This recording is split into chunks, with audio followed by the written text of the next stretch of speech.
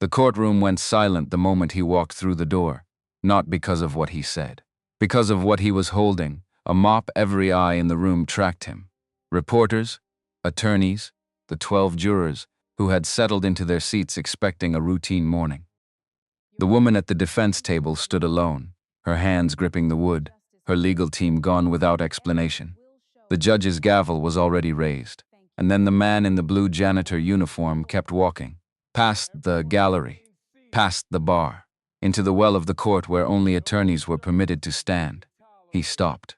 He didn't look at the crowd. He looked at her. The judge leaned forward.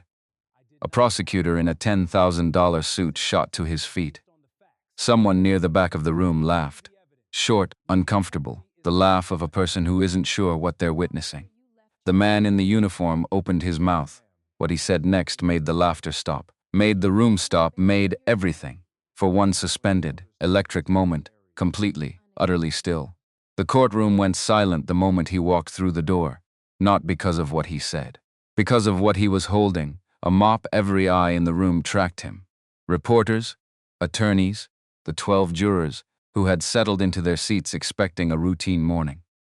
The woman at the defense table stood alone, her hands gripping the wood, her legal team gone without explanation. The judge's gavel was already raised, and then the man in the blue janitor uniform kept walking, past the gallery, past the bar, into the well of the court where only attorneys were permitted to stand. He stopped. He didn't look at the crowd. He looked at her. The judge leaned forward. A prosecutor in a $10,000 suit shot to his feet. Someone near the back of the room laughed. Short, uncomfortable, the laugh of a person who isn't sure what they're witnessing. The man in the uniform opened his mouth. What he said next made the laughter stop, made the room stop, made everything. For one suspended, electric moment, completely, utterly still, the Monday morning crowd at the federal courthouse in Manhattan moved like it always did. Fast, purposeful, everyone knowing exactly where they needed to be. Harold Reed was not part of that crowd. He pushed his cleaning cart down the third floor corridor at 6:47 in the morning, the rubber wheels catching on a groove in the marble floor the way they always did, right at the junction between the old wing and the new addition. He knew every imperfection in this building, every crack in the plaster near the second floor stairwell, every light fixture that buzzed too loud in courtroom 4, every judge who left their coffee cup on the edge of the bench, and every paralegal who dropped paper clips behind the radiator and never picked them up. 3 years of knowing things nobody asked him to know. He wore the blue uniform with the city seal on the left breast pocket. His name was stitched in white thread above it. Harold. Not Mr. Reed, not counselor, not sir. Just Harold. The way you'd name a piece of furniture, he didn't mind. That was the point. The cart squeaked past the door of courtroom 7, and he slowed without meaning to. Force of habit. He'd been slowing at this door for 14 months, since the Vivian Carter case first appeared on the docket board downstairs. He knew the case the way he knew the building. Not because anyone told him, but because he paid attention when everyone else had stopped. Vivian Carter, CEO of Coltech Energy, 42 years old, self-made in the most literal sense of that word. She'd built her company from a single-room lab in Atlanta 12 years ago with 2 engineers and a theory about quantum photon behavior that the academic establishment had laughed at. She wasn't laughing now, neither were they. The lawsuit was a federal theft case. Apex Energy Corporation claimed she'd stolen core research from their proprietary quantum systems division, the kind of claim that sounds credible in a press release, and falls apart under actual scrutiny. Harold knew this because he'd read the publicly available court filings, the motion briefs left on the copy machine, the printed news summaries her legal team had spread across the defense table and left behind when they packed up at night. None of it was confidential. All of it was illuminating, and all of it pointed to the same conclusion. The case against Vivian Carter was constructed, not discovered, constructed. He pushed the cart forward again, past courtroom 7, down toward the supply closet at the end of the hall. He told himself he was going to refill the paper towel dispensers in the third-floor men's room.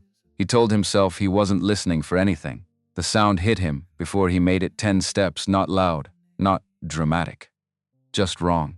The kind of wrong that registers before your brain has time to name it. The acoustic texture of a room that should be controlled suddenly losing its shape. Voices overlapping. The sharp percussion of a gavel, and underneath it, barely audible through 2 inches of reinforced wood, the particular silence of someone not speaking when they should be. Harold stopped. He turned the cart around. Slowly, deliberately, the way a man does when he's made a decision he hasn't quite admitted to himself yet. He put his hand on the courtroom door and pushed it open. The room hit him like a held breath finally released. Every seat filled, every face turned toward the front. Reporters along the back wall with notebooks already out. The jury seated in 2 rows to the left, 12 people who looked like they'd been told the show was canceled and then walked in to find it running anyway.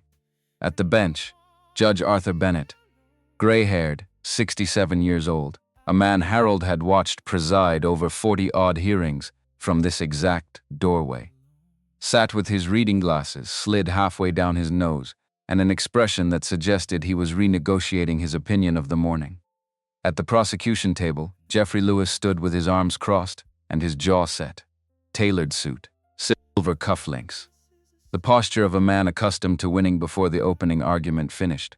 And at the defense table, alone, Vivian Carter stood with both hands gripping the edge of the wood. No legal team, no co-counsel, no paralegal hovering with a water glass and a reassuring nod.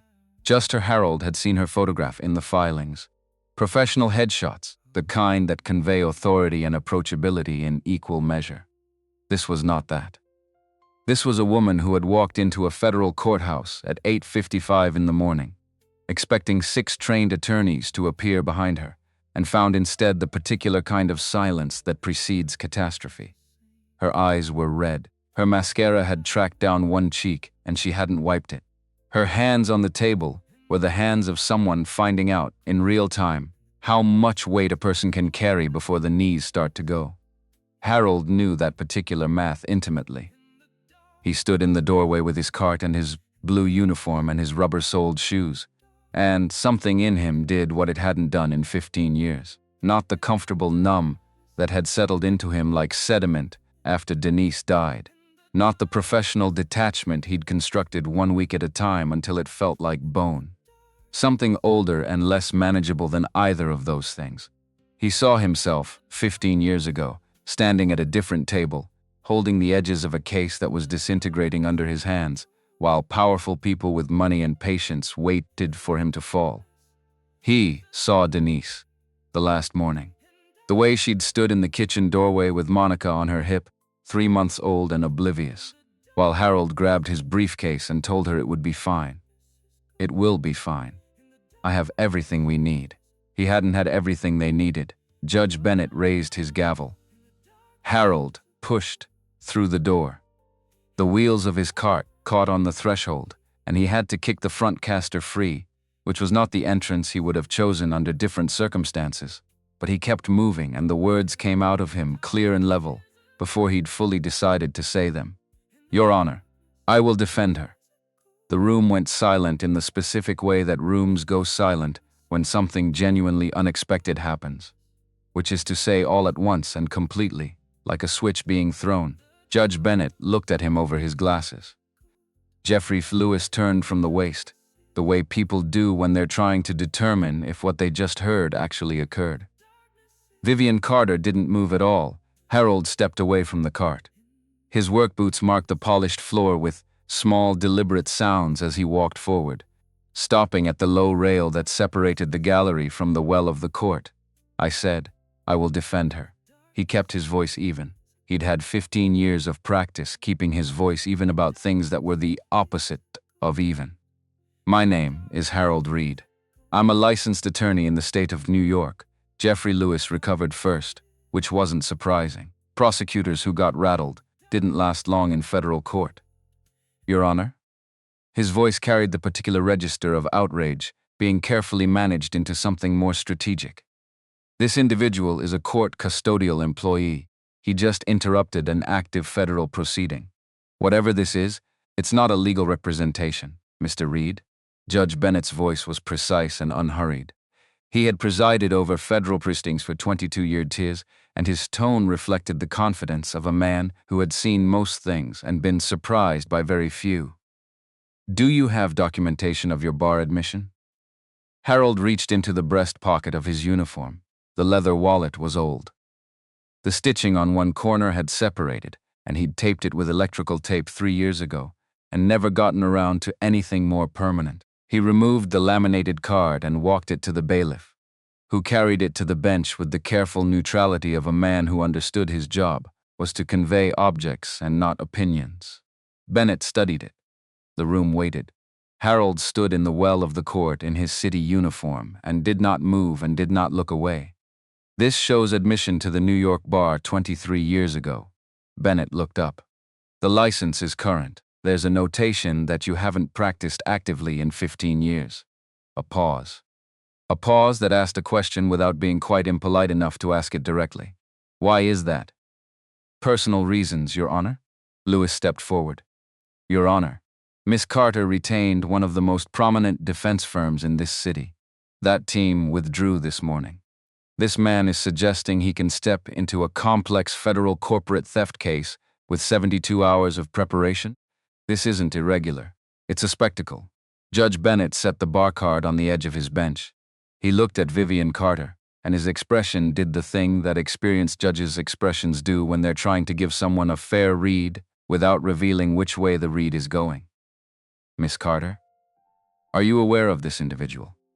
And do you consent to this representation?"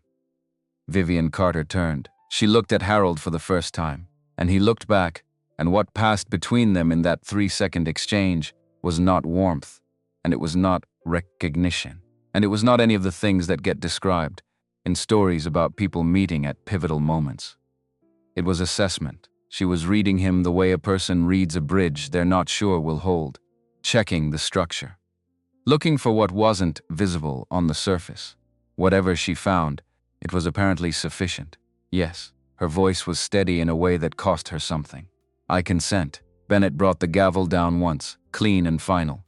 "Court is recessed for 72 hours. We reconvene Thursday at 9. Mr. Reed, you have until then." He looked at Harold over his glasses one final time, and what lived in that look was not skepticism and not approval. Something more honest than either. Curiosity. "I suggest you use the time well." The room detonated, not physically, but the contained pressure of 80 people's restrained reaction, releasing simultaneously, created something that functioned like an explosion in miniature. Reporters were on their feet, 2 camera operators near the side door, jostled for angle. Lewis turned to his co-counsel and said something short and sharp that Harold couldn't hear over the noise. Someone near the back called out a question that got swallowed by 3 other questions before it resolved into anything coherent. Harold turned and walked toward the side exit. Vivian Carter was already moving. The hallway was narrow and better lit than the courtroom, which somehow made it feel smaller. 2 security officers flanked them as they pushed through the crowd, and the crowd pushed back, which is what crowds always do. And then the heavy side door opened onto the November air, and Harold felt it hit his face, and thought, distantly, that it was the first time he'd felt cold air on his face in years, without immediately wanting to go somewhere warm. Vivian's car was at the curb, black, no markings. The driver already had the rear door open, she said, without turning. "Get in," Harold said. "I need to clock out first." She turned then. The look she gave him was not unkind. It was the look of someone who had run out of patience for anything that wasn't immediately essential. "Get in the car, Mr. Reed." He got in the car. They drove uptown through Manhattan traffic that moved the way Manhattan traffic always moved, which was to say grudgingly and with frequent reversals of the social contract. And for 5 minutes neither of them said a word. The car smelled like leather and something faint and expensive that Harold couldn't name. He was very aware of his uniform and what it communicated and what it didn't. Vivian spoke first. She was looking out the window, and her profile was controlled, and her voice was level. And the question she asked was the question she'd been sitting with since the courtroom. "Why did you do that?" Harold looked at his hands. The knuckles were rougher than they'd been at 30. The skin across the back of his right hand carried a scar from a pressure washer incident in his 2nd month on the job that had never quite healed smooth. These were not the hands of the man he used to be. I don't know, he said. That's not an answer. No, he looked up. I've been cleaning that courtroom for 14 months. I watched your attorneys argue motions and file briefs and cross-examine witnesses, and I watched them lose ground every single week. Not because they were incompetent. Because they weren't actually trying to win. Her jaw tightened. The movement was small and controlled, and he almost missed it. They didn't lose. They quit. Same result for you. She turned from the window then fully, and looked at him with an attention that was more clinical than anything else. The look of someone who had learned to assess people quickly because the cost of assessing them incorrectly was too high. Do you know who I am? Vivian Carter, CEO of Coltech Energy. You developed a quantum energy conversion system that could reduce electricity costs across the country by somewhere between 60 and 80% within 5 years, which means if it goes to market, it restructures the entire energy sector. He paused. Apex Energy files about $14 billion a year in profits. Their stock price is built on the assumption that the current energy model holds for at least another 2 decades. Your technology ends that assumption. Something shifted in her expression, not softened, sharpened. And the theft charge? Manufactured. The timeline doesn't hold. The technical similarities cited in the complaint describe processes your team developed 2 years before Apex claims their proprietary research was finalized. Someone built this case backwards. Started with the conclusion and worked toward the evidence, a silence. Not uncomfortable. The kind that happens when 2 people are recalibrating what they thought they were dealing with. How do you know any of this? She asked. The case files are. Your attorneys left printed motion briefs on the defense table every night for 14 months. Public documents from the PESA system. News summaries. Technical breakdowns they'd annotated and abandoned. He kept his voice flat. I cleaned that room at 11 o'clock at night. I have insomnia. I read. The car slid to a stop in front of a glass tower on the Upper East Side. All steel and light and the particular kind of architectural confidence that says the building knows exactly how expensive it is. Vivian opened her door and looked back at him. We have 72 hours, Mr. Reed. He followed her in. The penthouse occupied the entire top floor. Floor-to-ceiling windows looked out over the park and made everything beyond them feel like it had been arranged for the view. The furniture was expensive and impersonal, the way expensive furniture gets when the person who owns it hasn't had time to actually live around it.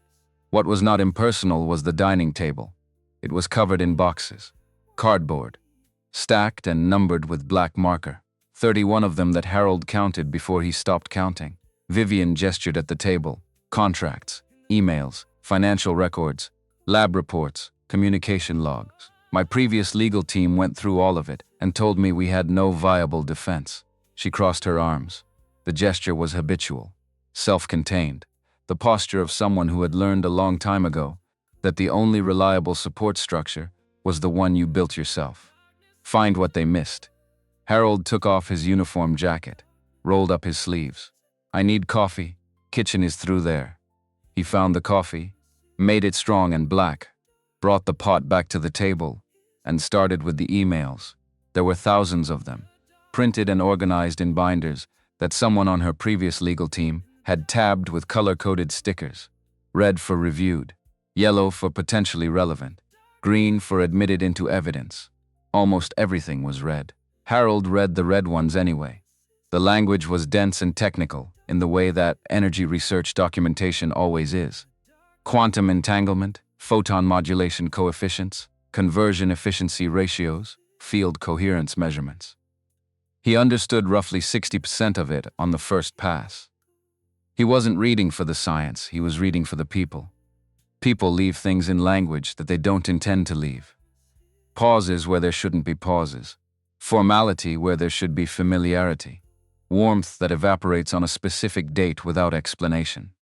He found it in the third binder, a correspondence thread between Vivian and her former senior assistant, a woman named Lorraine Mitchell. The early emails were the emails of people who had built something together and knew it. Direct, occasional, efficient in the way that communication gets between people who don't need to explain their context to each other. Lorraine called Vivian's hydrogen integration paper. Exactly what we needed this week.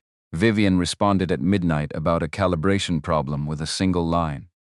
Mitchell, you already know the answer. Stop asking me. Easy prac test.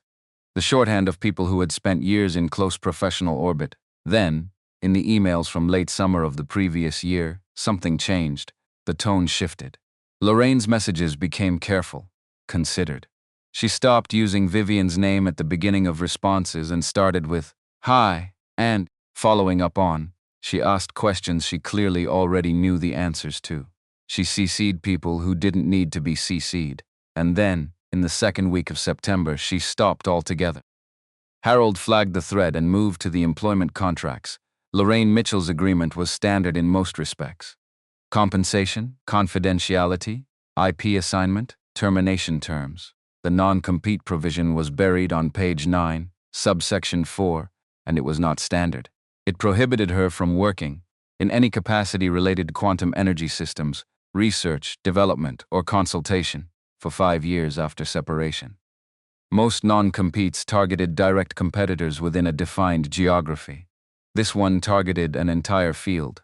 Lawyers draft broad non-competes when they're afraid of something specific. Harold opened his laptop, old enough that the startup sound was audible from across the room, and found Lorraine Mitchell's professional profile online. She had left Coltech Energy in March of the previous year. 2 months later, she joined Apex Energy Corporation as a senior technology consultant. He set the laptop down. The room was very quiet. Somewhere below, the city was producing its permanent ambient noise. But up here there was just the hum of the building's systems and the sound of Vivian, at the other end of the table, working through a stack of financial records, with a focused efficiency that had not diminished at all, despite the fact that it was now past midnight. He watched her for a moment. 14 months of watching this case from the outside, and here was the person at the center of it, still working, still fighting, still refusing to accept the conclusion that the people with more power and more money had decided to hand her. There was something in that refusal that Harold recognized not as bravery. Bravery implied a choice you could have made differently, but as something closer to a constitutional inability to quit. Some people were built that way. Most of them paid heavily for it. He stood and walked to the window. The park below was a dark, irregular shape in the grid of lights. He'd looked at that park from the sidewalk level 100 times and never thought much about it. From up here it looked different. Necessary. Like the city had remembered at some point that people needed to breathe.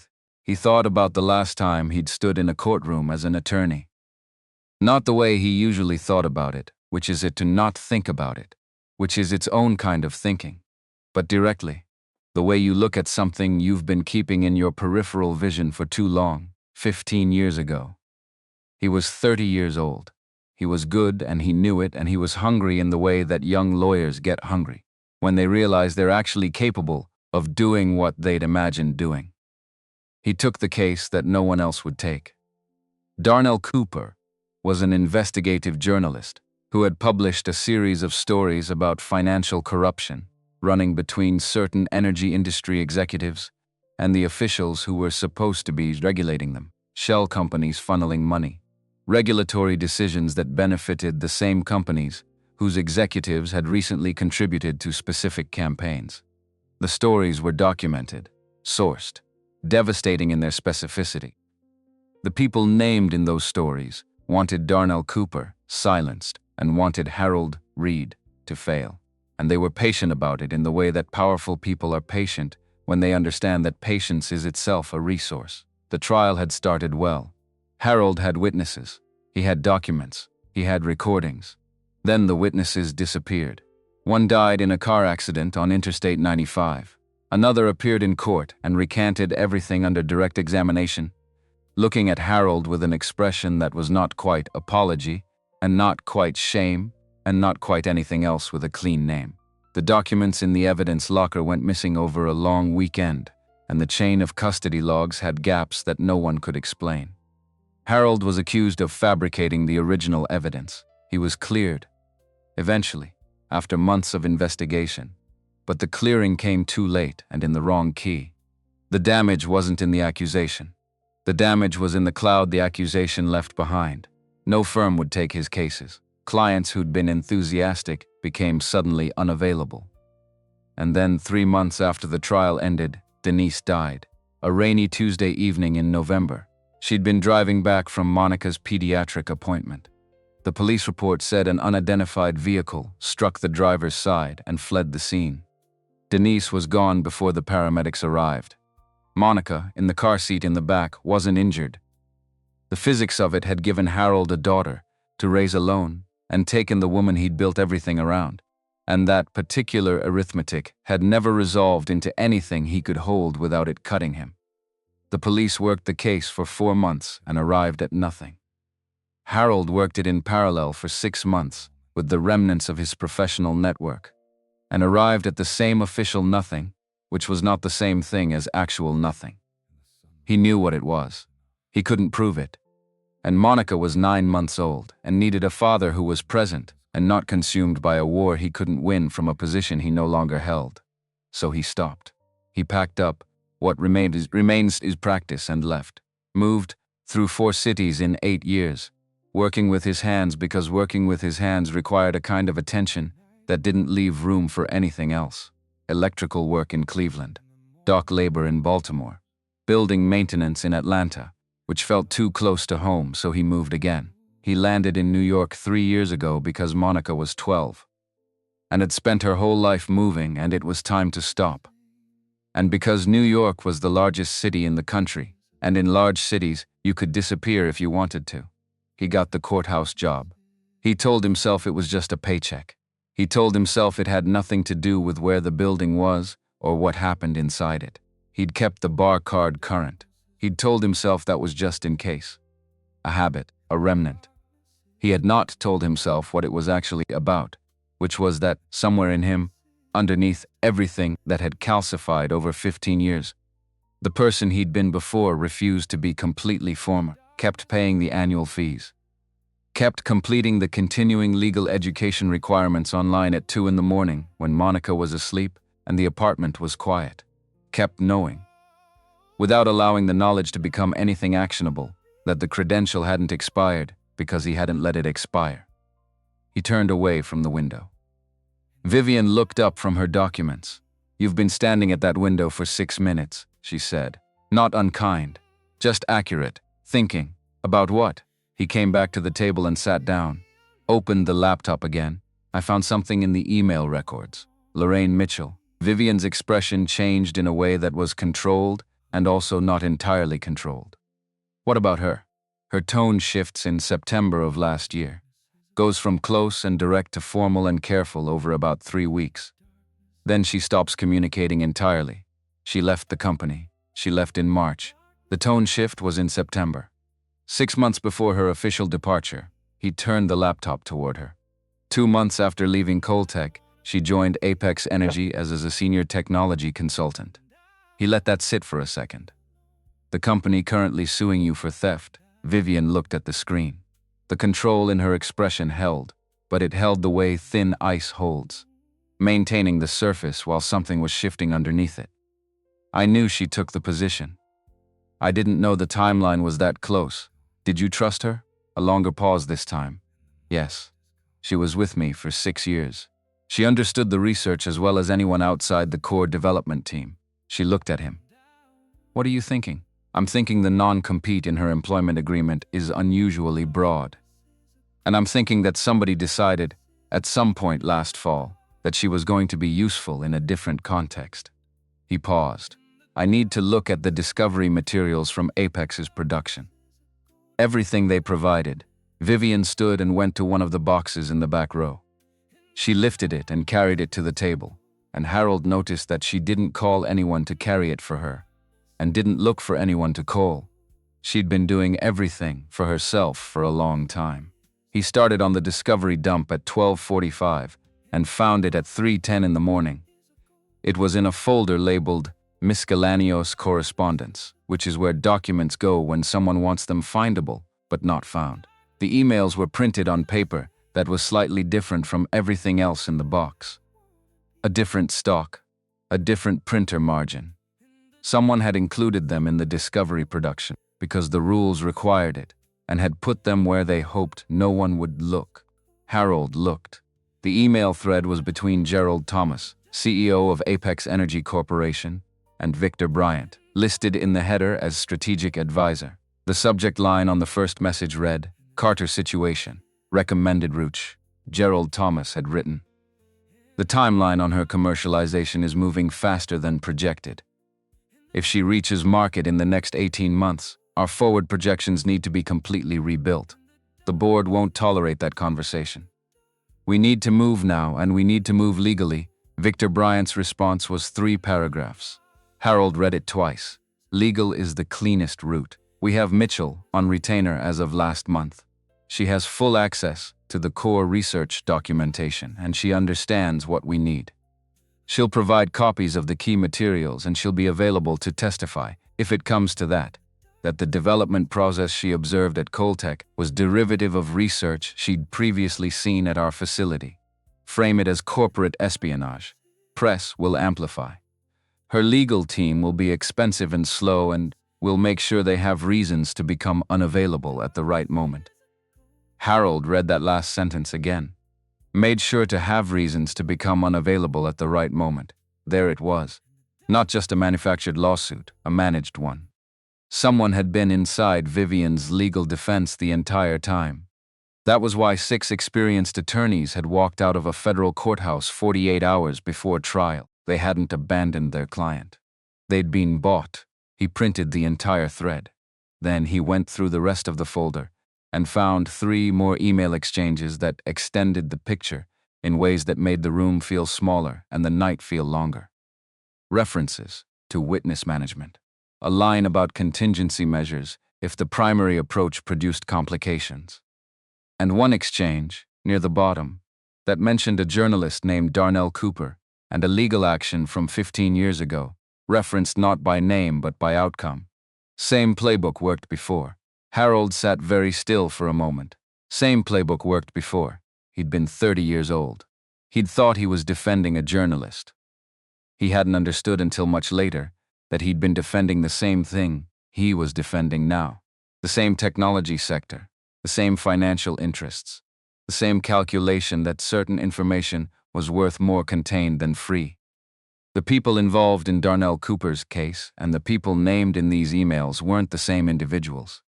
But they were part of the same institutional reflex, the same machine, running the same program, 15 years later, and apparently still confident it worked. He called across the room. You need to see this. Vivian crossed to his end of the table and read the emails in silence. He watched her face as she moved through them. And what moved across her features was not surprise exactly. Something more like the particular exhaustion of having your worst theory confirmed. She finished the last page and set it down and looked at the window. They planned this from the beginning, she said, before the beginning. They were managing it before you knew there was anything to manage. She was quiet for a moment. Then, my technology works. I need you to understand that, because I think it matters for how you approach the defense. This is not about a patent dispute or a gray area in research attribution. The system I developed will reduce electricity costs for millions of people, not marginally, substantially. It could change the economic structure of energy consumptions in this country within a decade. Her voice was flat, but the flatness was load-bearing. They want to kill it because it threatens their profit model. Harold looked at the printed emails in his hands. I know. Then you understand what we're actually defending. He understood. He understood that the people who'd built this case were the same kind of people who'd built the case against Darnell Cooper. That they were patient and resourced and accustomed to winning because they were accustomed to the cost of losing being something other people paid. He kept working. Vivian kept working at the other end of the table. The city outside the windows slowly passed through the deep middle hours of the night, that dead stretch between 2 and 4, when the traffic on the streets below thinned to almost nothing, and the park disappeared into actual darkness. At some point, Vivian brought more coffee without being asked. He drank it. She sat back down. They didn't talk about what the emails meant beyond the case. They didn't talk about the legal team that had been bought, or the fact that someone had known about Harold's bar card quickly enough to be already adjusting their approach, which meant they had someone inside the building, or close to it. They didn't talk about any of that. They just worked. Harold found Raymond Harris's financial disclosure in the back of a Discovery subfolder at 4:17 in the morning. A wire transfer dated the previous March, $300,000. Source listed as a consulting firm registered in Nevada. Harold pulled the Nevada registration database on his laptop and traced the consulting firm through 2 layers of documentation to its actual owner, a holding company with 3 directors, 2 of whom appeared in other Apex Energy filings as members of the company's advisory board, $300,000. For testimony about research the witness had never directly examined. Harold marked the page and kept going, and by the time the light outside the windows began its gradual shift from black to the particular gray that New York produces before dawn, he had the outline of a defense strategy that was, if not complete, at least coherent. 3 interlocking lines of attack: Harris's lack of qualifying expertise, Harris's financial arrangement with Apex, and the emails, which he would introduce not through Harris, but through the business, not through Harris, but through the business records found aerials. Not identified in the discovery materials, a path that Jeffrey Lewis's team had left open because they'd assumed Vivian's legal team would never find the folder. He was gathering the organized materials into a second briefcase that Vivian had produced from somewhere when his phone vibrated on the table. He looked at it. Unknown number. No contact attached. He opened the message. No words. A photograph, Monica, walking from Pamela Scott's building toward the corner store, the one she was allowed to go to alone in the mornings for milk when Pamela ran low. Backpack on her back from yesterday. The image was taken from street level, close enough to be deliberate, close enough to communicate exactly what it was communicating. The second message arrived 12 seconds later. No photograph this time, just text. If he continues, she won't have a father. Harold set the phone face down on the table. He picked it back up and called Pamela Scott's number, which he'd memorized because he memorized every number that mattered. Pamela picked up on the second ring, which meant she'd been awake. She was often awake early. Harold, Monica is with you, right here. She's asleep still. A pause. You sound like something happened. Call the school when it opens. Tell them she won't be in today. Tell them it's a family situation, and you'll update them tomorrow. All right, don't let anyone you don't know come to the door. If anyone asks about Monica. Anyone. You don't know anything. Another pause, longer this time. Pamela Scott had known Harold for 6 years. She'd seen him come home at 4 in the morning, smelling like industrial cleaner, and never once asked him anything more than whether he'd eaten. She understood when a situation required information and when it required trust. We'll be fine, she said. You do what you need to do. He put the phone in his pocket. Vivian had stopped working. She was watching him with an expression that had rearranged itself into something careful and attentive. What is it? She asked. He showed her the phone. She read both messages. The color in her face did something that well-controlled people's faces do when the control meets something it wasn't quite built to hold. She set the phone down. You need to walk away. Her voice was careful in a way that the word careful doesn't fully cover. It was careful the way something is careful when it's working against itself. I'll find another attorney. I'll request another continuance. You have a daughter who, I know what I have. He picked up the phone and put it back in his jacket pocket. If I walk away now, I'm showing Monica that the right response to being threatened is to stop. That people with power and resources get to decide what's possible, and everyone else adjusts. He looked at Vivian directly. I spent 15 years making that exact decision. I know what it teaches. She held his gaze. Something in her expression that wasn't pity and wasn't admiration. Something more complicated and more honest than either. They'll escalate, she said. Yes, if they feel cornered. I know. He picked up the briefcase. I need to go. I'll be back tonight with the cross-examination outline. Lock your door and don't talk to anyone from your previous legal team until this is over. He walked to the elevator. Behind him, the city was coming up on its fifth morning of November with complete indifference to anything Harold Reed was or wasn't doing, which was, he had always found, one of the more useful things about cities. They didn't need anything from you. You could be whoever you needed to be inside them. He rode down alone and stepped out into the cold and walked toward the subway because he had to clock in at the courthouse in 2 hours, and there was no reason, now or probably ever, to stop being a person who showed up for work. He clocked in at 7:30, changed back into his uniform in the locker room, pushed the cart down the third-floor corridor the same way he'd pushed it for 3 years. The building looked exactly the same. The marble floor had the same groove at the junction between the old wing and the new addition. The light fixture on the second floor still buzzed when the temperature dropped overnight. Nothing had changed inside these walls. Everything had changed in the man walking through them. His co-workers noticed. Not dramatically. Nobody said anything directly. But the paralegal who usually nodded at him in the hallway looked at him differently this morning, a longer look, uncertain about what it was seeing. 2 attorneys from the 4th floor stopped talking when Harold rounded the corner and didn't start again until he'd passed. By mid-morning, the story had moved through the building, the way stories move through buildings full of lawyers. Fast, layered with analysis. Everyone adding their interpretation to the chain until the original event was buried under commentary.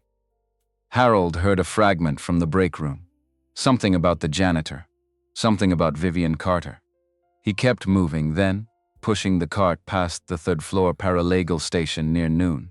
A man, in his late 30s, with the particular smirk of someone who'd decided the situation required an audience, leaned against the wall and said, "Good luck with that case, counselor." His colleague beside him laughed. Harold stopped.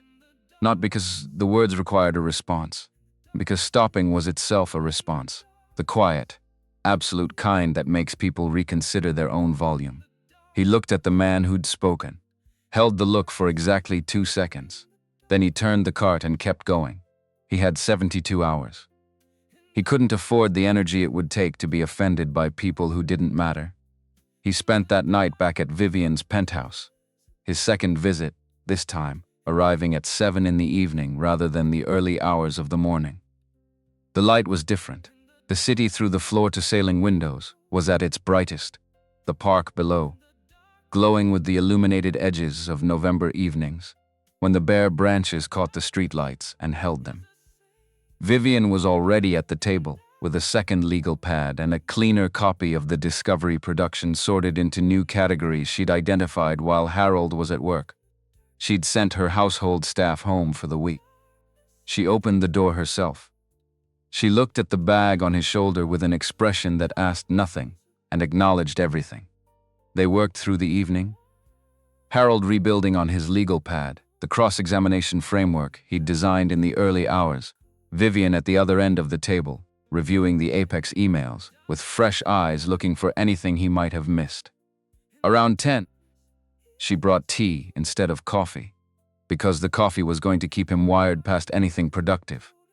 And she seemed to have calculated this without asking, which he noted and filed in the category of things that were more useful than they were convenient. At some point after 11, she slid a printed email across the table and pointed to a paragraph near the bottom. This line: contingency measures if primary approach produces complications. I keep coming back to it. What does it mean? Harold had read that line 11 times. It means if the lawsuit alone doesn't produce the result they want, if Coltech survives the case, there's a fallback. We don't know what the fallback is, which is either reassuring because they don't think they'll need it, or not reassuring because they do. He turned a page on his legal pad. I know. She looked at him across the table. The lamp between them threw the room in sharp contrast, bright on the work surface, shadows everywhere else. My technology is real, she said. Not as a justification. More like someone laying down a weight they'd been carrying through a conversation because they needed their hands free. The legal case is a tool. What they're actually afraid of is the technology going to market. Apex Energy's forward valuation is built on the assumption that the current model holds for at least 20 more years. One system makes that entire projection wrong. That's not a business problem. That's an existential one. Harold looked at the document in front of him. He understood this. The case against Vivian Carter wasn't about intellectual property. It was about suppression, and suppression required not just winning the lawsuit but making sure the target didn't have the resources, the credibility, or the energy left to try again after losing, which was why the lawyers had been bought, not just the witness, which was why the threat had referenced Monica's name and not just Harold's, because the point wasn't to stop this trial. The point was to stop everything that came after. He kept working until 2 in the morning, then moved to the guest room where he slept for 3 hours on a couch that looked comfortable and wasn't, and was awake before 5 without an alarm, because his body had apparently decided that sleep was a luxury the situation didn't support. Thursday was coming. He wasn't finished. Thursday arrived the way hard mornings always do. Without ceremony. Without the courtesy of waiting until you were ready.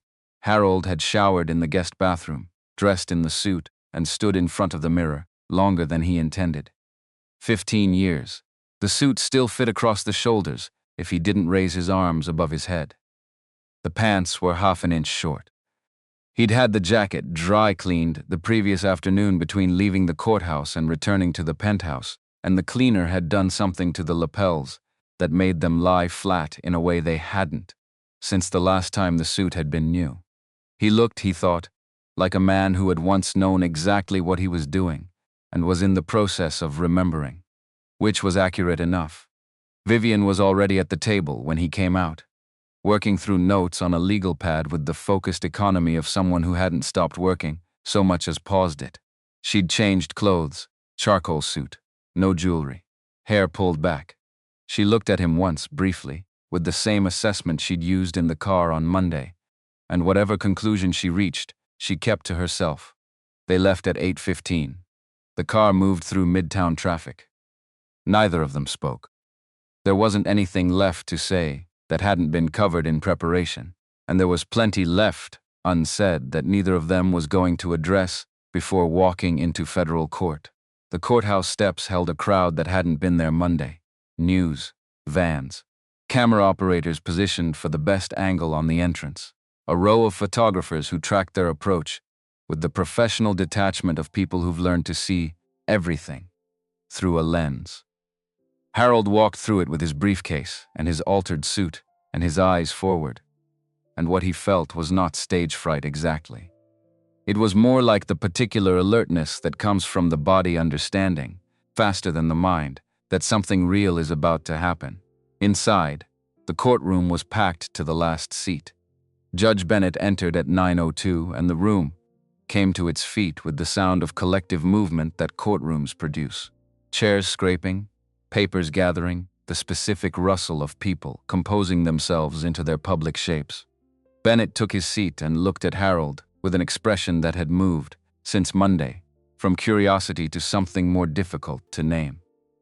Not respect, not yet. Something provisional.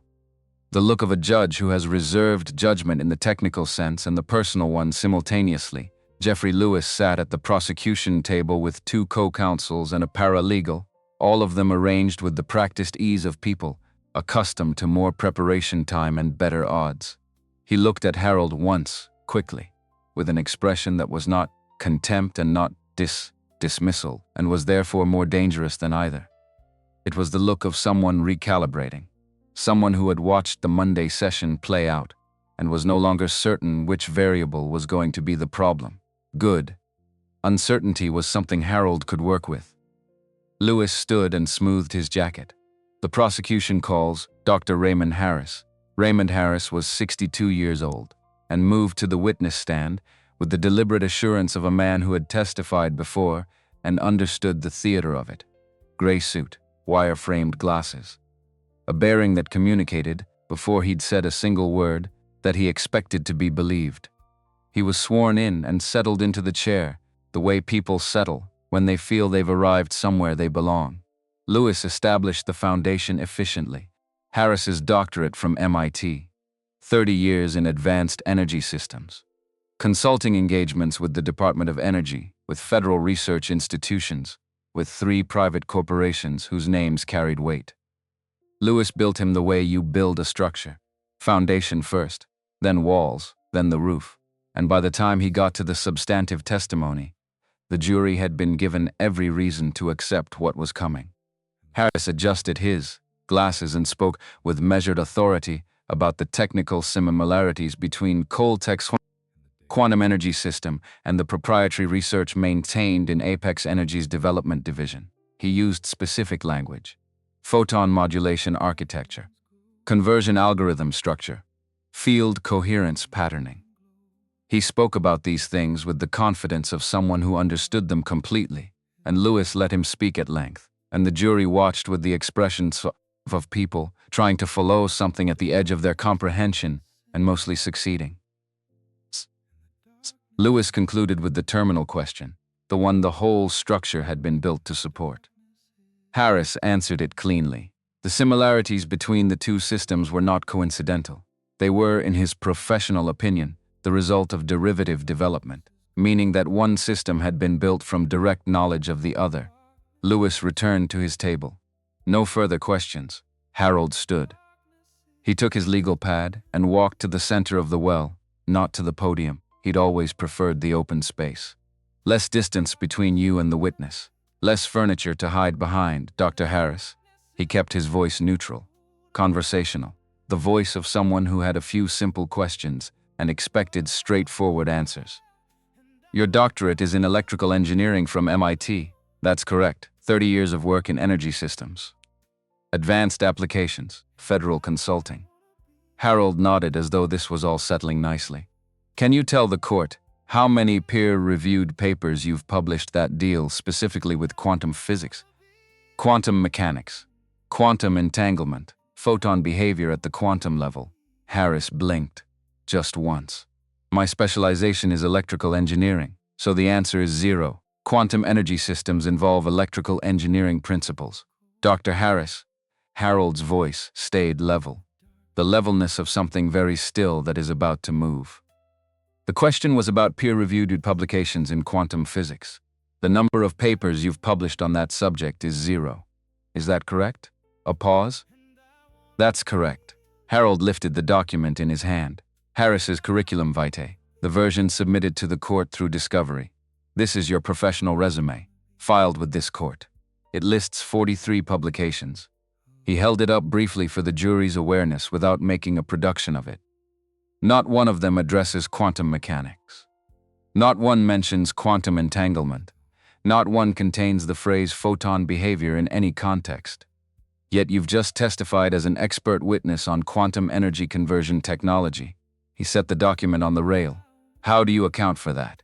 Lewis was on his feet. Objection. Argumentative. Bennett's response was immediate and dry. Overruled. The witness will answer. Harris shifted in the chair. The assurance was still there, but it had changed texture. From the assurance of solid ground to the assurance of someone deciding how to move across uncertain terrain. I consulted with quantum physicists during my analysis. I reviewed their findings and integrated them with my own expertise in energy systems engineering. You consulted with quantum physicists. Harold let that sit for exactly one beat. Which ones? Colleagues at Apex Energy's research division. So your expert analysis of Coltech's technology was based, at least in part, on information provided by the company that is suing Coltech. He paused. Not dramatically. Just enough. That's not an independent analysis, Dr. Harris. That's a briefing, Lewis. Objection. Counsel is characterizing Bennett. Overruled. Continue, Mr. Reed. Harold picked up a second document. He didn't hold it out yet. He just held it in his hand, in a way that made the jury aware it existed. Dr. Harris, did Apex Energy Corporation compensate you for your work on this case? I was retained as paid consultant. That's standard practice. How much were you paid? Harris straightened in his chair. That's a matter of confidentiality between, Your Honor? Harold turned to the bench. I'd like to introduce Defense Exhibit 47 into evidence. This is a financial disclosure document obtained through discovery. The bailiff carried it to the bench. Bennett reviewed it. His expression did not change, because Bennett's expression didn't change. But something in his posture shifted fractionally in the way that things shift when a judge decides something has become more important than he initially assigned it. Defense Exhibit 47 is admitted, Bennett said. Continue? Harold handed a copy to Lewis, who took it with the controlled expression of someone who already knows what's in an envelope and has been waiting for it to be opened in the wrong room. He handed a copy to the jury foreperson. He walked back to the center of the well. Oh, Dr. Harris, on March 15th of last year, did you receive a wire transfer in the amount of $300,000 from a consulting firm registered in the state of Nevada?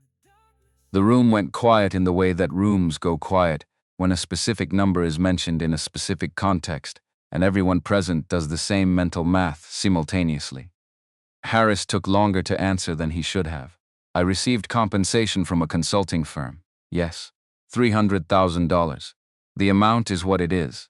That consulting firm, Harold continued, is named Meridian Advisory Group. It was registered in Nevada 18 months ago. According to the state filings, it has 2 directors. Both of those directors appear in separate Apex Energy corporate filings as members of the company's advisory board. He turned to the jury for exactly 1 second, not to perform, just to make sure the connection was landing, and then back to Harris. So the money came from Apex, through a Nevada registration, to you. Before you testified that Apex's research predated Vivian Carter's work, a beat. $300,000 is a great deal of money for a consultation, Dr. Harris. Lewis was standing again. Your Honor. Counsel is implying. Counsel is asking questions, Bennett said. Sit down, Mr. Lewis. Lewis sat. Harold pressed forward, without letting the room settle. You testified that Miss Carter's technology and Apex's proprietary research are, quote, nearly identical in their core architecture. Your words? That's my professional assessment. Have you personally reviewed Apex Energy's original research documentation? The lab reports, the raw test data, the development logs. Harris's jaw tightened fractionally. That information is proprietary, so you haven't seen it. I was briefed on the key findings. Dr. Harris. Harold's voice dropped slightly, which was more effective than raising it. You testified under oath that 2 bodies of research are nearly identical. You have not examined one of them. You have no peer-reviewed expertise in the field they occupy, and you received $300,000 from the party that hired you to reach that conclusion. He paused. Have you ever visited Miss Carter's laboratory? No. Have you ever reviewed her original development notes? No. Have you spoken to any member of her research team? No. Then your testimony about the origins of her work is based on what Apex told you. Filtered through a scientific framework you've just acknowledged you don't have the credentials to apply. Harold turned toward his table. No further questions. The courtroom was doing the thing courtrooms do, when something has shifted, in a way everyone present can feel, but no one wants to name first. The jury was leaning slightly forward, which is a small thing, and also not a small thing. 2 of them were making notes. Judge Bennett was looking at Harris with an expression that had moved several degrees from where it started. Bennett looked at Harris over his glasses. Dr. Harris, I am directing this court's administrative office to initiate a review of your financial relationship with Apex Energy Corporation.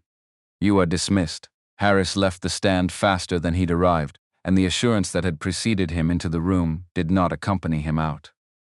Vivian leaned close enough for her voice to carry only to Harold. How did you know he hadn't seen their research? Harold kept his eyes on his notes, because if he had, they would have produced it in discovery. They didn't produce it, which means either it doesn't exist or it doesn't say what they need it to say. He turned a page on his legal pad. Either way, their expert just told us. The morning session continued. Lewis called 2 more witnesses, a financial analyst and a former Coltech employee who'd left the company under circumstances the defense had 40 minutes to undermine. Harold handled them methodically, without the intensity of the Harris cross, because the jury needed to see not just that he could dismantle the prosecution's structure, but that he knew which parts were worth the effort and which weren't. Discipline mattered. It mattered especially in front of people who were watching you as much as they were listening. By 12:15, when Bennett called the lunch recess, the morning had accomplished what Harold needed it to accomplish. The financial relationship between Apex and their expert witness was now part of the record, and the jury had spent 3 hours watching a man in an altered suit ask better questions than the prosecutor in the tailored one. That was enough for the morning. Harold and Vivian walked 2 blocks to a deli he'd identified earlier in the week. Unremarkable good coffee, the kind of place where people ate without performing eating. He ordered a sandwich he didn't touch. She ordered nothing and drank water. They sat across from each other and didn't dissect the morning, because there wasn't much to say about it yet, and both of them understood that the more dangerous part of the day was still ahead. He was working through the afternoon witness preparation on his legal pad when he became aware, without looking up, that someone had stopped near their table. The particular stillness of someone waiting to be acknowledged. Harold looked up. The man was 50 years old or close to it. Dark suit, well cut, no tie. The kind of face that had been striking 20 years ago and had since become something more functional. The face of a man who had decided at some point that looking approachable was not among his professional requirements. He stood with his hands in his jacket pockets and the casual ease of someone who had learned to make spaces feel like they belonged to him. Victor Bryant said, "Mr. Reed." A word. Harold set down his pen. Vivian's posture changed beside him. She straightened almost imperceptibly, the way a person straightens when they've identified something in their environment that requires tracking. "I don't think we've been formally introduced," Harold said. "Victor Bryant. I work with Apex Energy in a strategic advisory capacity." He smiled with his mouth. The rest of his face didn't participate. "I wanted to say that your performance this morning was genuinely impressive. Whatever people might think about the circumstances, you clearly know what you're doing in that room." Harold waited. Bryant's smile held. "Which is why I think you're smart enough to understand what I'm about to say." He shifted his weight slightly. A small movement, the kind that marks the transition from preamble to actual conversation. This case is larger than the courtroom. The interests involved are significant. And when significant interests feel seriously threatened, the collateral effects can be unpredictable. His eyes moved to Harold's face, with the directness of someone who wants to be sure they're understood. "I'd hate for those effects to touch people who have nothing to do with the legal proceedings." Vivian's voice came in flat and clean. "Is that a threat, Mr. Bryant?" Bryant's gaze didn't move from Harold. "It's an observation. I'm offering Mr. Reed an opportunity to make a practical decision before the situation becomes more complicated than it needs to be." Harold picked up his pen. "Mr. Bryant. My daughter's name has been referenced in 2 anonymous messages sent to my personal phone in the past 72 hours. If I receive a third, I'm going to the FBI with all 3. If anything happens to her, or to anyone connected to me, I'm going to the FBI with everything I currently have, plus whatever the FBI can develop from there." He met Bryant's eyes. "That's not a threat either. That's also an observation." Bryant's smile didn't waver, which was, Harold thought, its own kind of tell. A person who's been genuinely surprised lets it show somewhere, even briefly. Bryant had been surprised by nothing, which meant this conversation had gone exactly as he'd planned it. "Think about your daughter," Bryant said. "People in your position have so much more to lose than they realize." He turned and walked toward the door and out into the November afternoon, hands still in his jacket pockets, moving with the unhurried ease of a man who had places to be and time to get to them. Vivian looked at Harold. "We need to." "I know." He was already standing. "Let's go. The afternoon session starts in 40 minutes. The afternoon proceeded with the grinding, methodical forward motion of federal litigation. Alternately technical and tedious, and occasionally critical.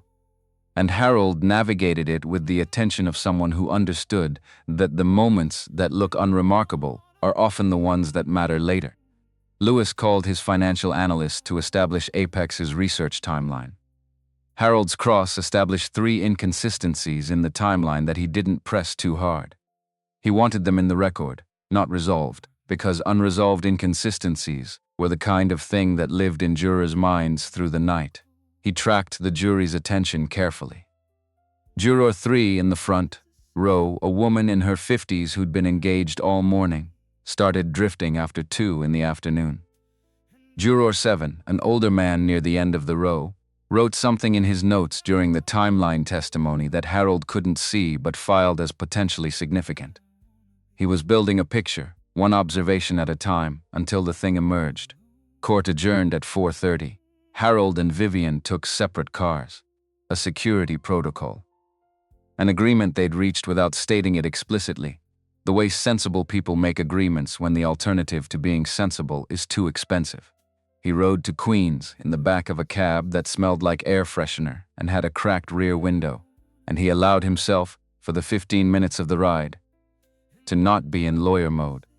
To be just a man in a cab, going through the borough where he lived, watching the neighborhood through cracked glass. The cab stopped at his block, and Harold paid and got out and stood on the sidewalk outside his building. The front door was not fully closed. He stood on the sidewalk for 3 seconds, with his briefcase in his hand, and his suit jacket open in the November cold, and looked at the door. The latch hadn't caught. The gap was half an inch, maybe less. His superintendent was careless about the front door. Harold had complained about it twice and replaced the latch mechanism once himself. But not today. Today, the door being ajar was not carelessness. He walked upstairs without touching the front door further. His apartment door was closed. The lock had been keyed, not forced. Whoever had come in had a pick or a bypass, not a crowbar. Harold stood outside his door for a moment with his hand not quite touching the knob, and then pushed it open. The living room had been systematically searched, not ransacked in the dramatic sense that movies portray, not furniture overturned and cushions everywhere. This was methodical. Someone who knew what they were looking for and knew how to look without announcing themselves, except they'd been willing to be found afterward, which meant they wanted Harold to know this had happened. The couch cushions had been removed and replaced, but not quite aligned. The desk drawers were closed but not flush. The rug had been moved 2 inches from the wall and set back at a slightly different angle. His laptop was gone. The charging cable was still there. He walked to the bookshelf. The photo album, one that Pamela Scott had helped Monica put together 2 Christmases ago, the one with Monica's school photos from kindergarten through 7th grade, and the pictures of Denise that Harold had printed and included, because Monica should have those, and he should have them somewhere he could touch, was on the shelf, but wrong, tilted. Several pages open to the middle, the plastic sleeves disturbed. They'd gone through the photographs. Harold stood in his apartment and did what he'd learned to do, in the years when doing nothing was sometimes the only sensible thing available to him. He stood still and breathed and let the information settle into something he could work with instead of something that would work on him. Then he called the police. They came. A patrol unit, 2 officers, efficient and professionally pleasant, in the way that officers are when the situation is ambiguous and the paperwork commitment is unclear. They walked through the apartment. They noted the laptop. They asked about the photo album, and Harold Cole told them it appeared to have been looked through, and one of the officers wrote this down in a notebook in a way that suggested he was writing it down because that was the protocol, and not because he expected it to produce anything actionable. When they left, Harold called Pamela Scott. She answered before the 2nd ring. "Harold, Monica, right here. In the other room doing homework. She doesn't know anything's wrong." A pause. "Something is wrong. Someone went through my apartment this afternoon." Pamela was quiet for a moment, with the quiet of a woman who has lived 68 years and understands that some situations call for economy. "Do you need us to go somewhere else?" "Not yet. Lock the deadbolt. Don't answer the door for anyone you don't know, and I mean anyone. If something feels off, anything, call me immediately. I know how to handle myself." He knew she did. "I know. Call me anyway." He sat on the couch in his searched apartment, with the charging cable still plugged into the wall, and thought about what the next 12 hours needed to look like. He had no laptop. He had his legal pad. He had his notes, which he'd kept in his briefcase, and which therefore hadn't been taken. He had the printed copies of the Apex emails, secured in a fireproof document case at Vivian's penthouse, where he'd moved them on Tuesday night specifically because keeping them only in one location was not a protocol a sensible person maintained. He called Vivian. Her voice was steady and practical. Come here now. He packed a bag, suit for Friday. Notes, the charger for his phone. The photograph of Denise and Monica from the hospital. The one taken 6 hours after Monica was born, that he kept in his nightstand drawer, and that whoever had come through the apartment had apparently not found or not taken. It was still there, face down the way he kept it, which was the only way he could keep it in the room where he slept. He put it in the side pocket of the bag where he could reach it without opening the main compartment. He was at Vivian's by 8. The penthouse looked different at 8 in the evening than it had during his prior visits, both of which had been deep in the night. The city through the windows was at its brightest, the park below catching the last of the streetlights along its perimeter. Vivian opened the door herself and looked at the bag on his shoulder with an expression that asked nothing and acknowledged everything. They worked through the evening, Harold rebuilding on his legal pad what he'd lost when the laptop disappeared. Vivian at the other end of the table reviewing the Apex emails with fresh eyes looking for anything he might have missed. Around 10, she brought tea instead of coffee because the coffee was going to keep him wired past anything productive, and she'd calculated this without asking. Around 11, the doorbell rang. The penthouse had an elevator that required a key card and a separate doorbell system, which meant that whoever was at the door had either come up with authorization or had found another way, neither of which was a comfortable option at 11:30 at night. Harold and Vivian looked at the security monitor on the kitchen counter simultaneously. The woman on the monitor was standing slightly off-center in the elevator lobby. She wore a dark coat. Her hair was pulled back, but not neatly. The kind of pulled back that happens when someone has been out in the wind or moving fast or both. There was something wrong with her face, though the camera resolution made it hard to read precisely what. Harold looked at the monitor for several seconds. He knew the face. Not from meeting her. From photographs in the Coltec employment files. He went to the door. When it opened, Lorraine Mitchell looked like someone who had been making a very difficult decision for a very long time and had only recently arrived at it. Her left eye was swollen. A bruise ran from her cheekbone toward her jaw, deep enough to be a day old at minimum. Her coat was wrong for the weather, too light, and she was holding one arm slightly apart from her body, the way people hold an arm when moving it fully costs something. She looked past Harold at Vivian, and everything she'd been carrying through whatever night had brought her here landed in her face all at once. "I'm sorry," she said. Her voice broke on the second word. "Vivian, I'm so sorry." Vivian stood in the center of the room, and her face did not move, and her stillness was not coldness. It was the stillness of someone who has spent years building walls around the things that matter most, and is watching one of those walls develop a crack from the inside. Harold opened the door wider. Lorraine came in. She sat on the couch and held her coat around her and looked at her hands and didn't speak for a moment.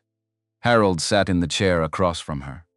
Vivian remained standing, then Lorraine said, "Gerald Thomas came to me 14 months ago, not Apex directly. Thomas through Bryant. They knew about my son, Deshaun. He'd had some trouble 2 years before. Financial. Nothing serious, a business deal that went sideways and a civil complaint that got filed." She paused. "Bryant told me they could turn the civil complaint into a federal investigation. That Deshaun would be looking at 2 to 5 years minimum, and he was 24 and it would follow him forever." She looked up at Vivian. "They said all I had to do was make copies of the core research files, the quantum conversion documentation, the field test results. They'd do the rest." Vivian's voice was careful. "Did you?" "Yes." Lorraine said it without softening it. The word sat in the room by itself. "I made the copies. I gave them to Bryant, and then I took the Apex position because I needed the cover story for why I had the files, and I needed the health insurance for my mother." She paused. "I told myself it was just a lawsuit, that it would settle, that you had the resources to survive it." Harold leaned forward. "What changed?" Lorraine pulled a phone from her coat pocket. A prepaid handset, the kind you bought with cash at a convenience store. She held it in both hands. 3 weeks ago, they told me they needed me to testify. Corroborate Harris's claims. I said no. I said I'd recorded everything, and if they pushed me into a courtroom, I'd produce it." She set the phone on the coffee table. "Last night, Two men came to my apartment. They didn't say anything. They didn't have to. I left through the back stairwell. She stopped. I came here because I didn't have anywhere else to go and because this was the only thing left that made any sense. Harold picked up the phone. He was already thinking in parallel, the legal implications of what she'd just described, the evidentiary value of what she was offering, the question of how to use it and when, but he kept his voice quiet and direct. What's on this phone? Everything. She looked at him steadily. Every call, every meeting. Thomas's voice authorizing the operation. Bryant arranging the payments. A conversation where Thomas specifically references having your previous legal team neutralized. And, she paused, there are references to other companies. This isn't the first time they've done this. 3 other clean energy startups in 7 years. 2 of them are gone. The third sold its core research to an Apex subsidiary for pennies on the dollar.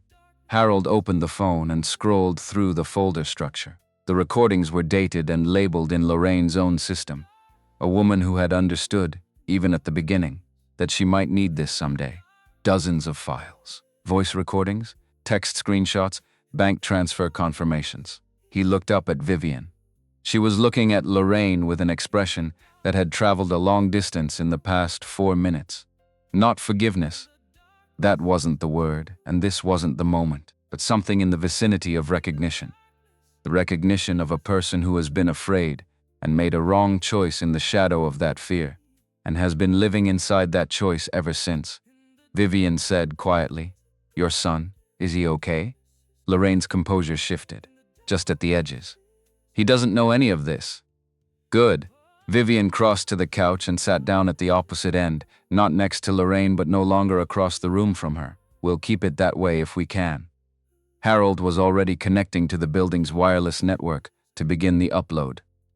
He went methodically through Lorraine's folder structure, moving files to 3 cloud services simultaneously, building redundancy, because redundancy was the only security that actually held. He sent copies to his primary email. He compiled the key recordings into a single file and saved it under 4 different names in 4 different locations. Then he scrolled through his contacts until he found a name he hadn't called in 20 years, Angela Young. The number was for a personal cell. He'd kept it the same way he'd kept the bar card, not because he thought he'd use it, but because some things you don't delete. She'd been a junior agent in the New York office when they'd worked a federal fraud case together in 2004, the kind of case that doesn't get much coverage, because the conclusion is messy and the principles are powerful enough to limit the damage. She'd been 29 years old, and she'd been the sharpest person in the room, and she'd known it without needing anyone to confirm it. He sent the compiled file to the address associated with the number. Then he sent a text.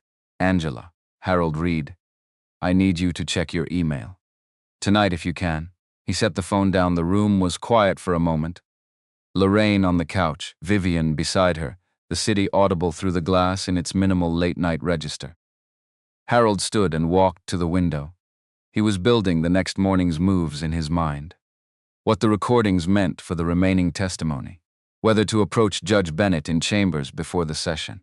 Whether Lorraine's presence here constituted an obligation to notify the court tonight. He was 3 steps into that analysis when the window exploded inward, not the sound he expected. Explosions have a cinematic quality that real events rarely match. This was fast and percussive and immediately followed by cold air and the sensation of something passing close to the side of Harold's face in the dark. And then the room was full of people who had not been in it a moment before. 3 of them. Dark clothing, faces covered. They came through the window with the efficiency of people who had done this before and didn't consider it remarkable. 1 went left. 1 went right. The third moved toward the center of the room. Vivian had been on her feet before the glass finished falling. Lorraine was already trying to stand. The third man pointed at her. "The phone. Put it down and step away." Harold's mind ran through the geometry of the room, the distance to the hallway. The door at the end of the hall that Vivian had shown him on his first night here. The one with the steel frame and the electronic lock that required a specific 6-digit sequence. He'd memorized the sequence because he'd learned A long time ago, to memorize things that might matter in circumstances you couldn't predict. The man in the center of the room was looking at Lorraine. The other two were covering the exits. Nobody was watching Harold, not quite. He said, "The phone is on the coffee table. Take it." He kept his voice flat and cooperative, the voice of a man offering nothing and asking for the same. "But you should know that the contents of that phone have already been uploaded to cloud storage and sent to federal law enforcement. Taking the physical device won't change that." The man turned. He looked at Harold with the attention of someone reassessing a situation they thought they'd controlled. He said nothing. Lorraine made a sound, short, sharp, and when Harold looked, she was clutching her left shoulder, pressing her palm against it, and the dark coat was getting darker in a widening circle toll that had nothing to do with the fabric. Harold moved without deciding to move. He crossed to Lorraine and got his arm around her and pulled her upright, and she came with him because she didn't have a better option. And he said to Vivian in the tone of someone conveying critical information very quickly, "Hallway." Now, Vivian was already moving. They reached the hallway. Harold heard footsteps behind him, rapid and professional, the footsteps of someone who'd calculated that letting them get to the hallway was not acceptable. He shoved Lorraine and Vivian through the door at the end and followed and hit the keypad with the sequence he'd memorized. All 6 digits, no hesitation, the way you enter numbers you've committed fully. And the steel door came shut behind them. The room was small and interior. No windows. Emergency lighting. Lorraine was against one wall with her hand still pressed to her shoulder, her breathing shallow and fast but controlled in the way that people control their breathing when they're deciding not to be overwhelmed by what's happening to them. Harold opened the phone he'd kept in his jacket pocket. His hands were steady. He noticed this with the distant part of his mind that was still cataloging information. His hands were steady and his breath was level, and the next thing he needed to do was the next thing, and the thing after that was the thing after that. He opened the email app. Selected the compiled audio file from Lorraine's phone. He'd forwarded it to himself before the window came in. Selected the FBI field office contact from the New York directory. Selected Angela Young's number. Selected the Washington Post tip line he'd identified 2 days ago when he was building contingency scenarios. Selected 4 other news organizations. Selected the district attorney's office. He sent everything to all of them simultaneously. Then he looked at Lorraine, whose eyes were open and whose color was not good, but whose breathing had steadied. He pressed his hand over hers on the wound. "Stay with me." From outside the door, the sound of equipment, mechanical, rhythmic, they were drilling through the frame. Vivian looked at Harold with the look of someone who has exhausted every remaining version of composure and arrived at something below it, something more honest and more bare. Harold looked back at her and said nothing because there was nothing adequate to say. Lorraine whispered, "I should have come sooner." Harold kept pressure on the wound. "You came," the drilling continued, steady, patient, then it stopped. The silence was absolute for 2 seconds. Then, from somewhere above the building, first distant, then not, the deep rotational percussion of helicopter blades. Harold's chest did something he didn't have a name for. Not quite hope, because hope implied uncertainty, and what he felt was more specific than that. More like recognition. The recognition of a sound arriving at the exact moment it needed to arrive. A voice from outside the door.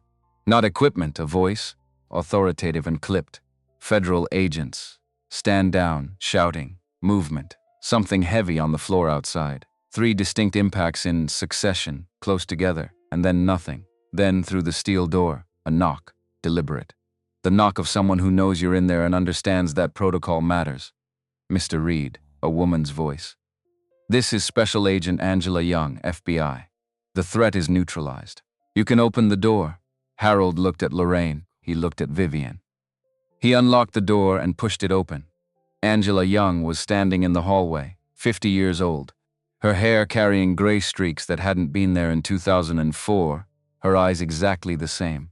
Sharp and direct, and the eyes of someone who has been in charge of many rooms and finds it completely unremarkable. She looked at Harold. "You look terrible," she said. Harold felt something release in his chest for the first time in 3 days. Long weak, her gaze moved past him to Lorraine. Immediately. "I need medical in here." She turned back to Harold.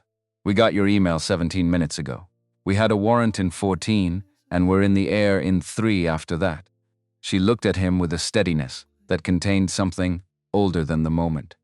20 years of what she'd known about him, and what she'd thought this night might eventually require.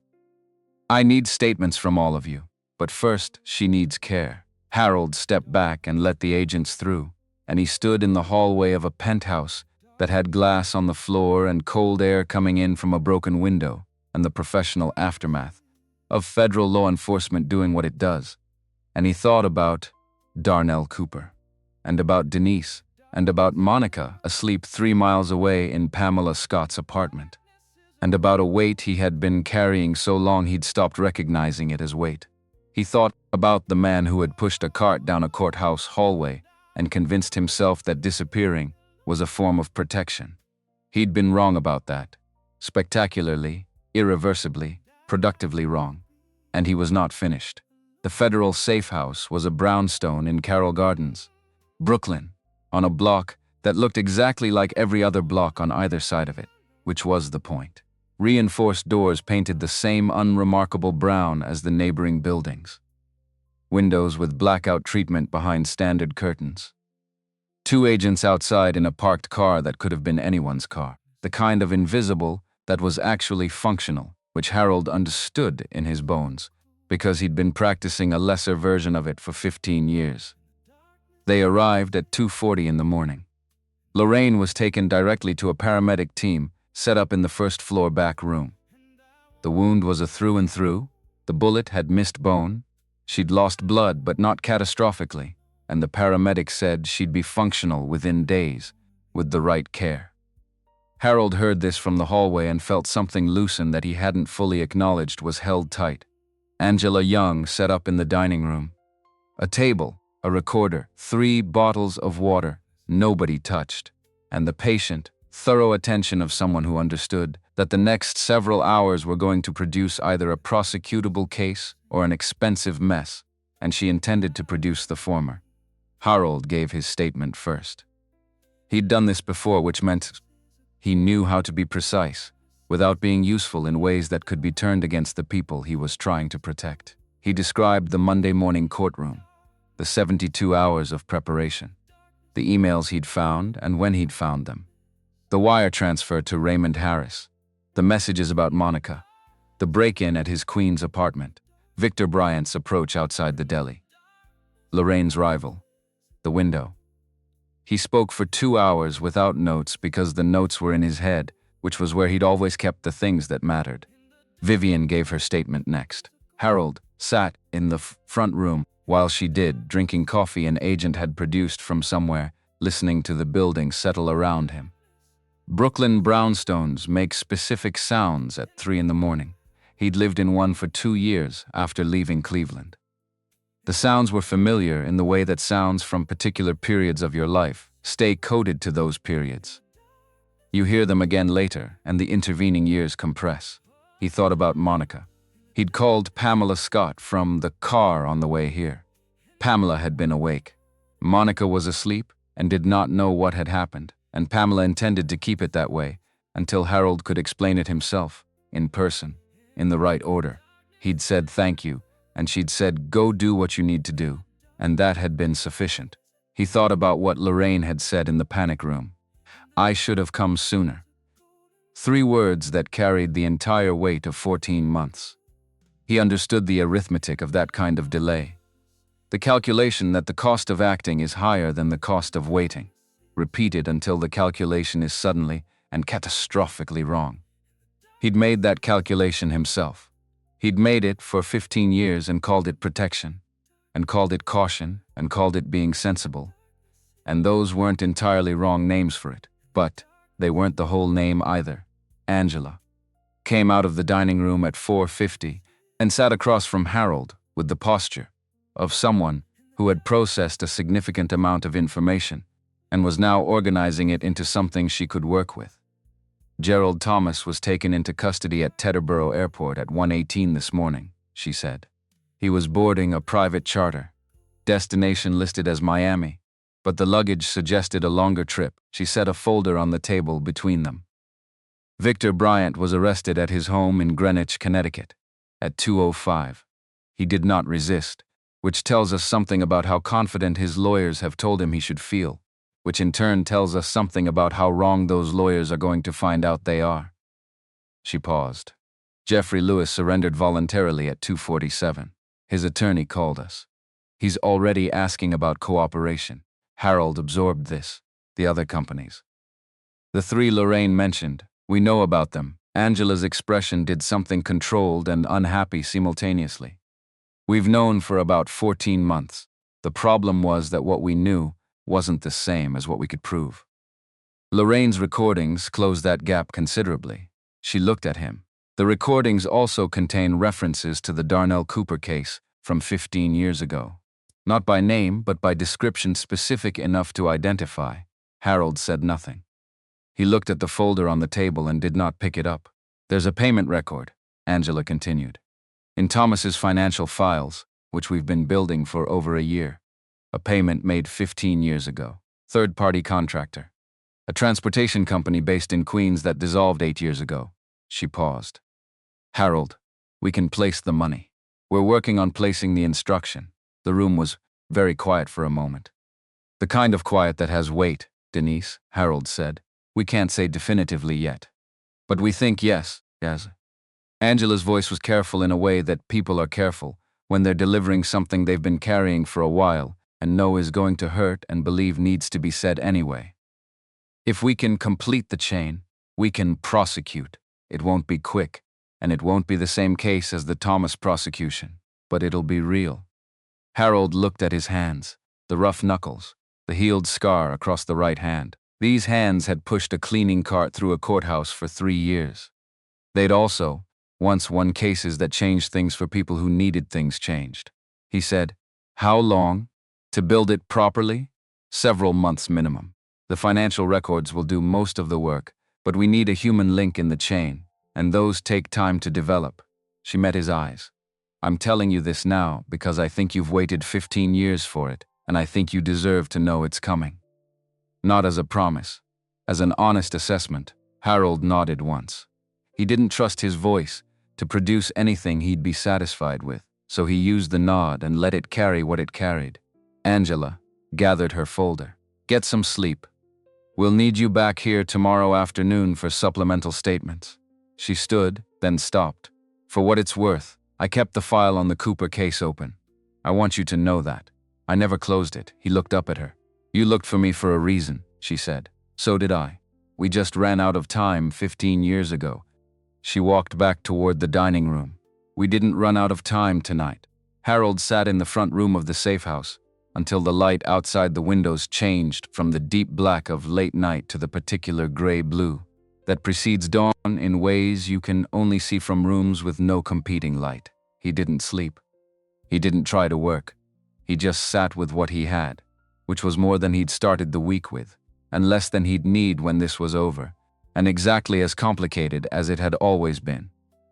He thought about the man who had pushed that cart, not with the contempt that the narrative about redemption would want him to feel toward his former self. The man who'd pushed the cart had kept a daughter alive and a bar card current and a conscience functional through 15 years of significant opposition. That was not nothing. That was, actually, something. But the man who'd pushed the cart had also made a calculation that being small was the same as being protected. And that particular equation had run out before the situation did, and the question now was not whether that had been wrong, but what you built on the far side of it.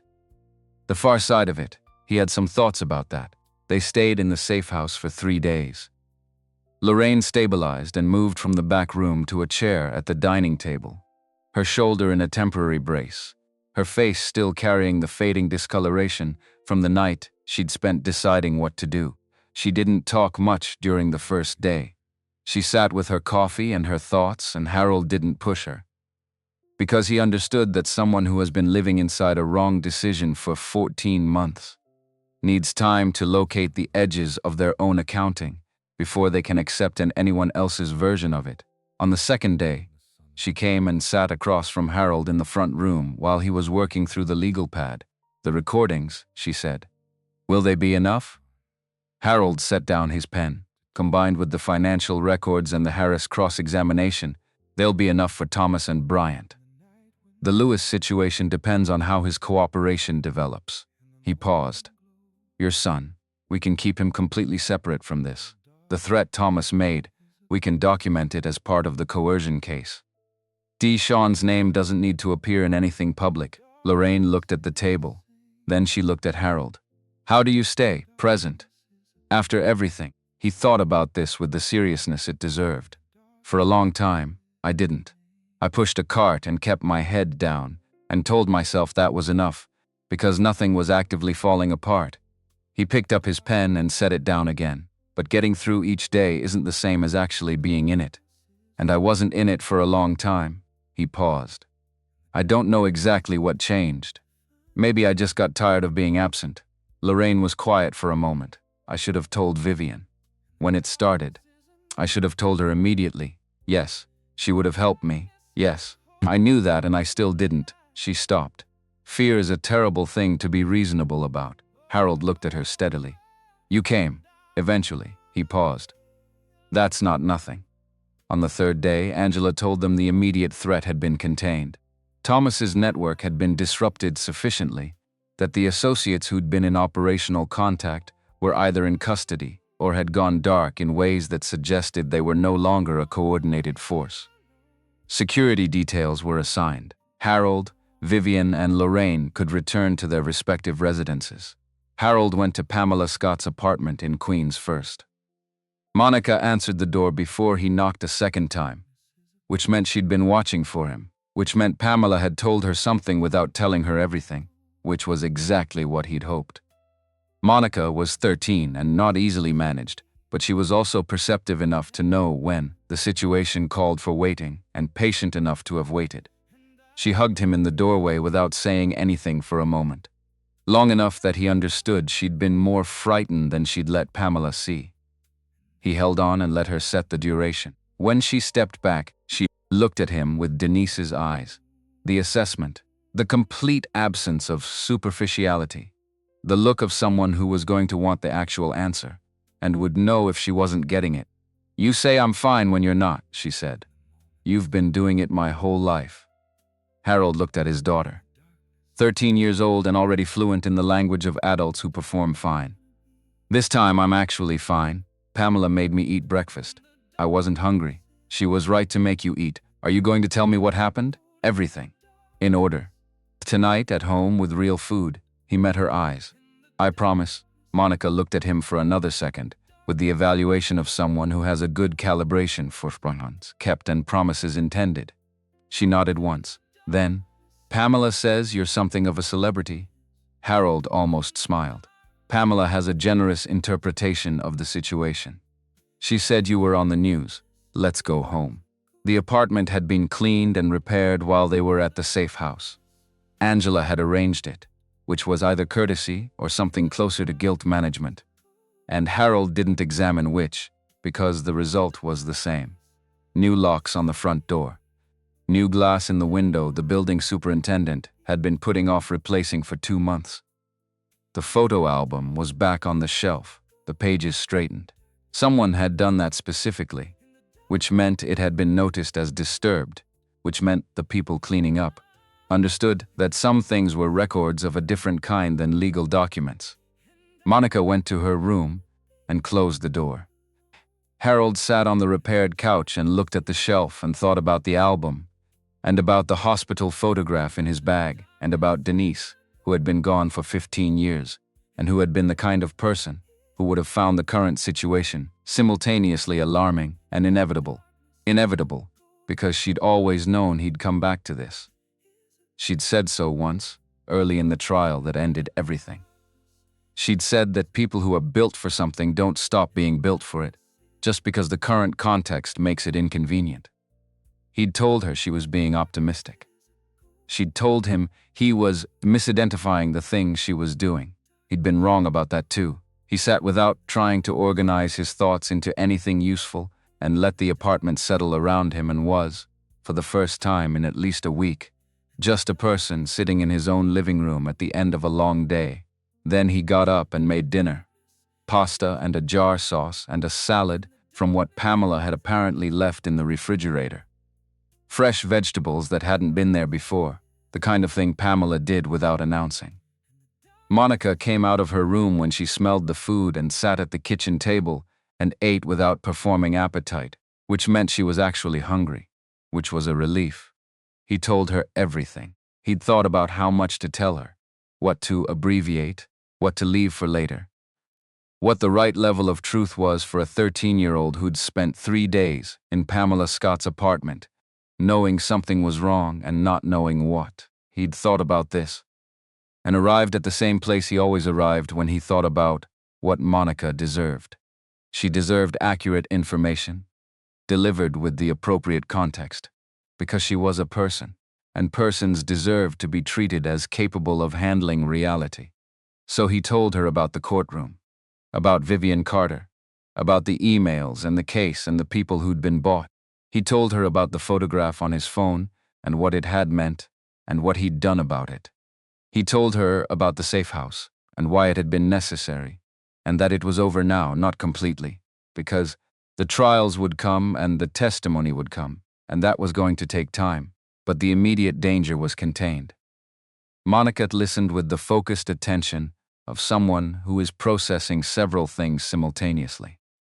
She asked 2 questions during the telling and waited for him to finish both times before asking them, which was a patience she'd had since she was very young, and that he believed she'd gotten from Denise. When he was done, she was quiet for a moment with her fork resting on the edge of her plate. Then, "You've been a lawyer this whole time."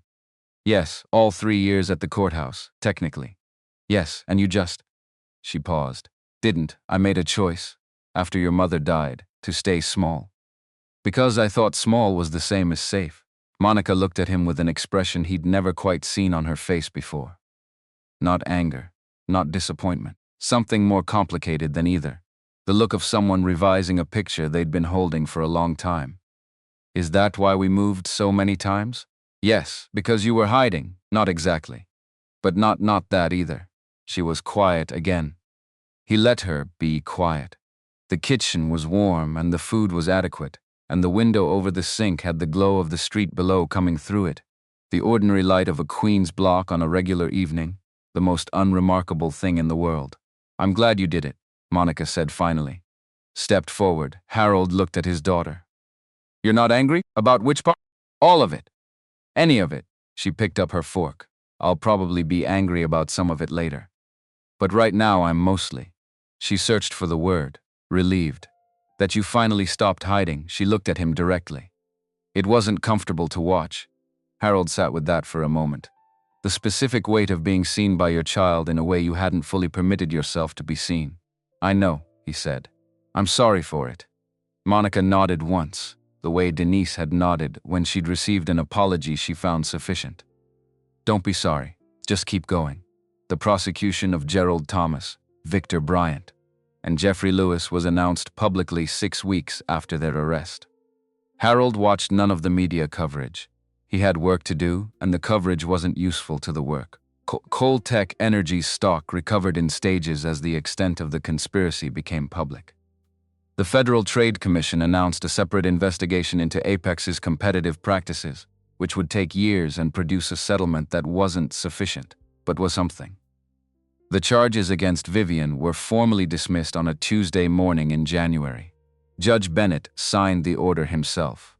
Harold was not present. He learned about it from a text message that contained 3 words and a period. "Done. Thank you." He read it twice and put his phone back in his pocket and continued the meeting he was in. A federal energy licensing discussion that Vivian was conducting about deploying Coltech's quantum conversion system in a pilot program covering 3 states. Vivian had not slowed down. The 3 days in the safe house had produced something in her that was visible without being describable.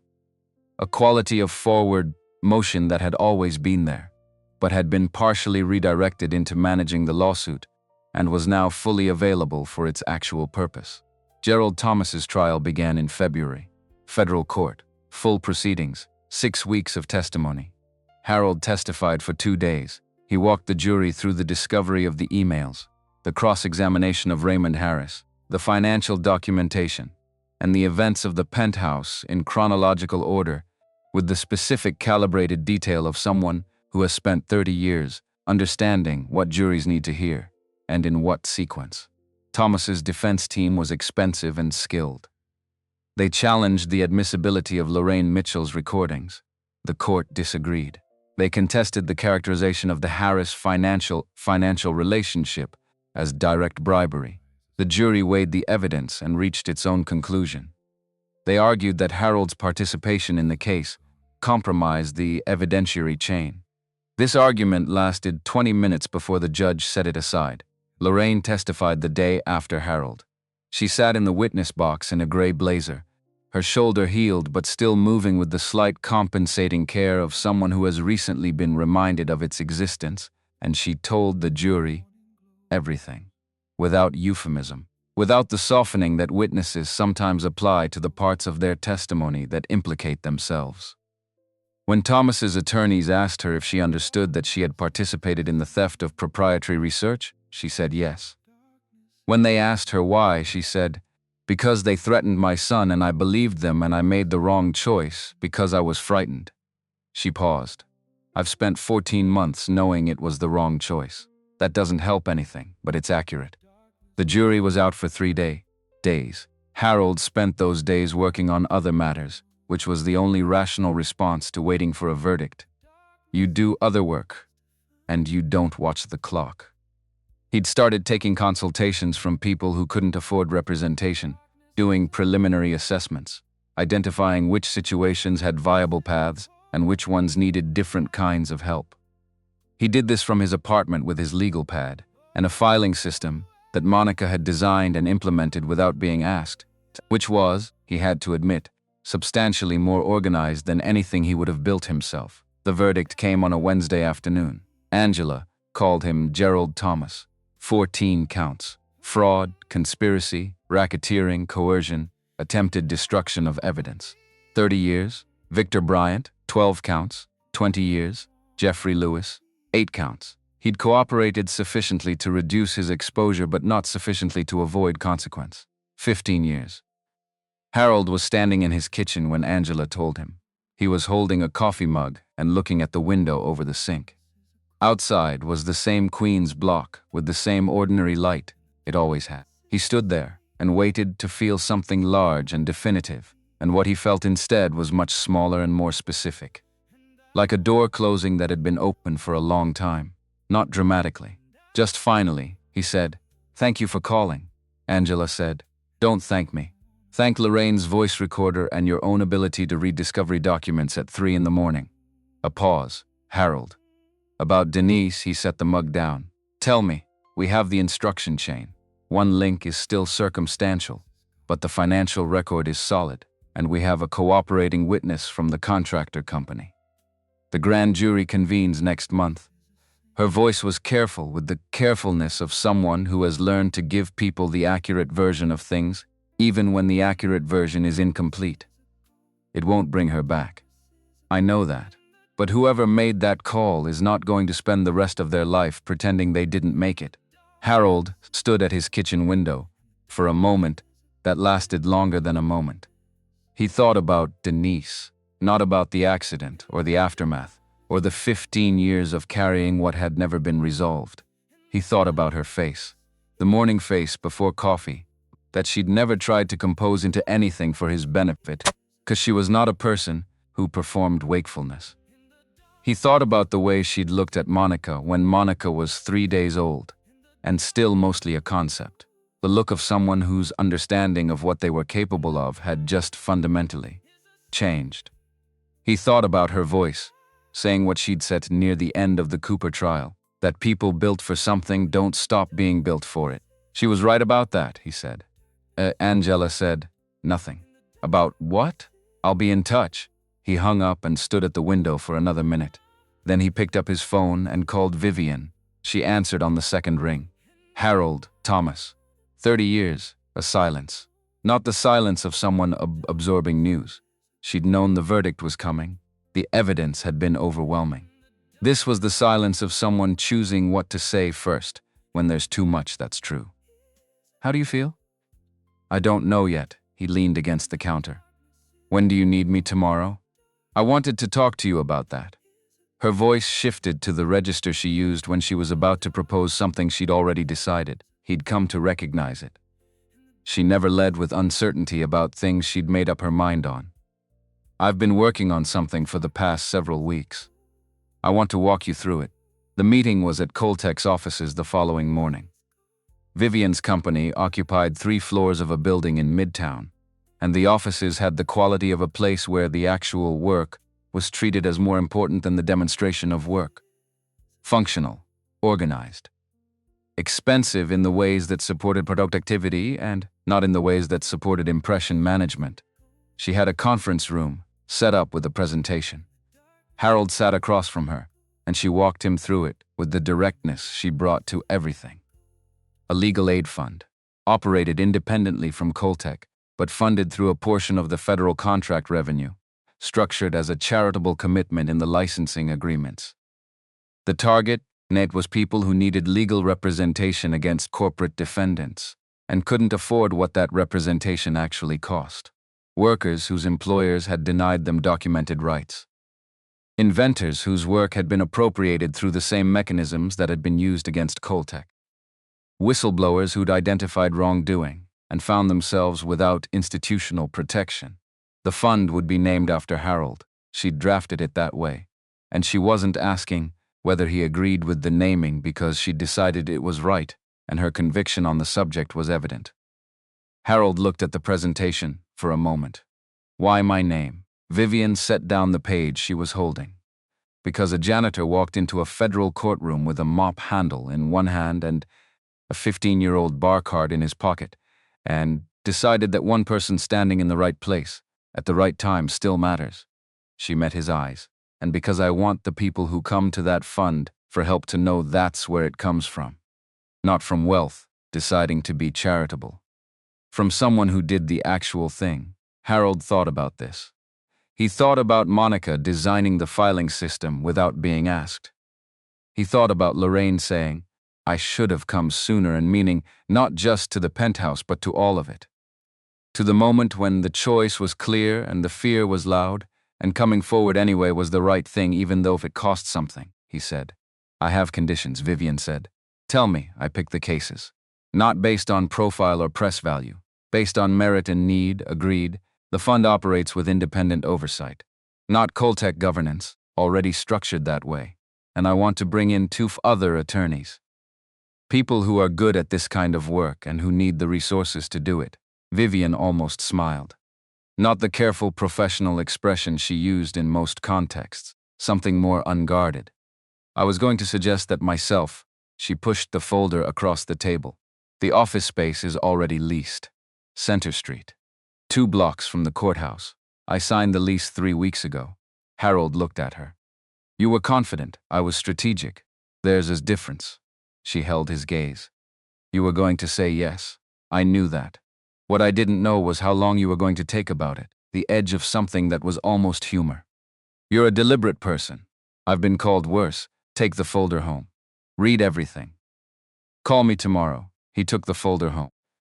He read everything that night at the kitchen table while Monica did homework at the other end, the 2 of them occupying the same space in the comfortable parallel silence that had developed between them over 13 years of being the only people in the apartment.